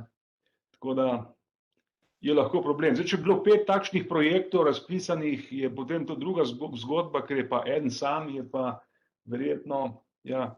Ja, eden sam je na področju majhne doline, en pa na področju velike doline, ne, kot smo videli. Drugače pa tako, veste, tudi mi se lahko vključimo v lobiranje, ne, zato pa obstojamo prav mi v Bruslju že toliko let, ne, in seveda... Potem pa mogoče. Seveda, velja se vključevati, in tudi v bistvu ta dogodek, danes smo ga organizirali skupaj z Clean Hydrogen Partnership, ne, je tudi delno temu namenjen, da zbudimo to, dodatno spodbudimo neko zanimanje in mogoče tudi večjo organizacijo našega nastopa, ne. Imamo pa tukaj zdaj še 2 prošnji za diskusijo. Se bi mogoče dal najprej besedo, mislim, da bo prvi Velenje, gospod Mori, no, potem pa še Hrasta. Ja, dejansko nam tudi z pomočjo SBRA smo dejansko prišli že zelo daleč, kar se vodikov tiče, tudi kar se vodikove doline tiče. Glede na to, kar je gospod Šolinc povedal, kar se tiče načrta in sredstev z JTF sklada, mi tudi računamo na to, ne. Dejansko, če se bo to uresničilo, od vodikove doline v Šaleški dolini nismo daleč. Zato, ker potem bomo imeli nekoga v dolini, ki bo vodik delal, ki ga bo shranjeval in bomo imeli javni potniški promet, ki bo ta vodik uporabljal, ne. Se pravi, da bomo imeli en čisto praktičen primer moderne mobilnosti, zelene mobilnosti, ki bo dejansko deloval. To ni demo projekt ali pa projekt, ki bi bil kakorkoli, bom rekel, šele v nastajanju ali pa v razvoju. Ampak dejansko, če gremo to, bo ta projekt dejansko delal. Kako bo to v praksi potekalo? Kako bo, kar se same mobilnosti tiče, servisov in tako naprej. Mi smo to dejansko že vse, bom rekel, ugotavljali, razčlenili, dobili serviserje, usposabljanje naredili, ne. Torej, to je en kup dejavnikov, ko bo potrebno, ne. Tudi recimo eni serviserji avtobusov, ne, bo treba jih naše usposobiti, ne, za servisiranje avtobusov na vodik, katere so specifičnosti. Treba bo naše, bom rekel, tudi sodelavce usposobiti, kar se tega tiče. Tako da dejansko rabimo en tak primer, ki bo v praksi deloval. Da vidimo, ker praksa, jaz verjamem, da bo še marsikatero drugo zadevo potegnila za sabo, za katero sedaj se niti mislimo, ne, da obstaja in bo možno računati na njo, ne. Tako da jaz verjamem ta projekt naše vodikove doline in jaz res računam, pa tudi pozivam vse vas, ki imate ideje, ki želite kakorkoli se vključiti v ta naš projekt, da se nam oglasite in verjamem, da nam bo skupaj uspelo ta projekt spraviti v življenje. Ja, hvala za to. No, vsekakor predlagam, da ga čim širše zastavite, ne, tudi v smislu morda ne samo doline, morda širše regije, ne, da bo potem ta večja ekonomija obsega, ne, kot temu rečemo. Hrastnik je še prosto, steklarna za besedo. Ja, zdravo. Jaz bi mogoče toliko komentiral, ne, se pravi, Slovenija je majhna, strategije nimamo enotne za vodik, hkrati je več nekih projektov, ki pa so, bom rekel, točno razpršeni, ne, neki v steklarni, neki v Velenju, neki malo elektrarne, se pravi, malo je tako raztreščeno vse skupaj, mogoče gre vsak malo v svojo smer, mogoče, da se pa povežemo, pa da gremo skupaj v neko pravo tranzicijo, bi bilo pa ravno to ključno, ne, da imamo nek mehanizem, ki bi spodbujal v slovenskem prostoru demonstracijo pa preizkušanje vodikovih tehnologij na nek usmerjen način, ne, da pač čim prej testiramo ključne elemente, ki so pomembni za Slovenijo, ne, tako da to je mogoče komentar. No, vse je mogoče dober komentar nekako za zaključek, ne, nekako čas nas je zdaj ujel oziroma smo ga mi ujeli in to mogoče je primeren zaključek. No, vsekako lahko tudi mi, ne, kot Slovensko gospodarsko raziskovalno združenje v Bruslju pomagamo pri tem, ne, da vas čim bolj združimo, da mogoče v Bruslju čim bolj enotno nastopimo, da imamo kako bi rekel, neko enotno platformo, ki jo potem naprej porivamo v Bruslju, ne. Seveda s posameznimi projekti, mogoče ta dolina, kot je tukaj zastavljeno, vsekakor je za zagrabiti, da imamo nek prvi primer praktičen, kjer bi se lahko morda tudi cela Slovenija nekako združila z različnimi elementi, ne.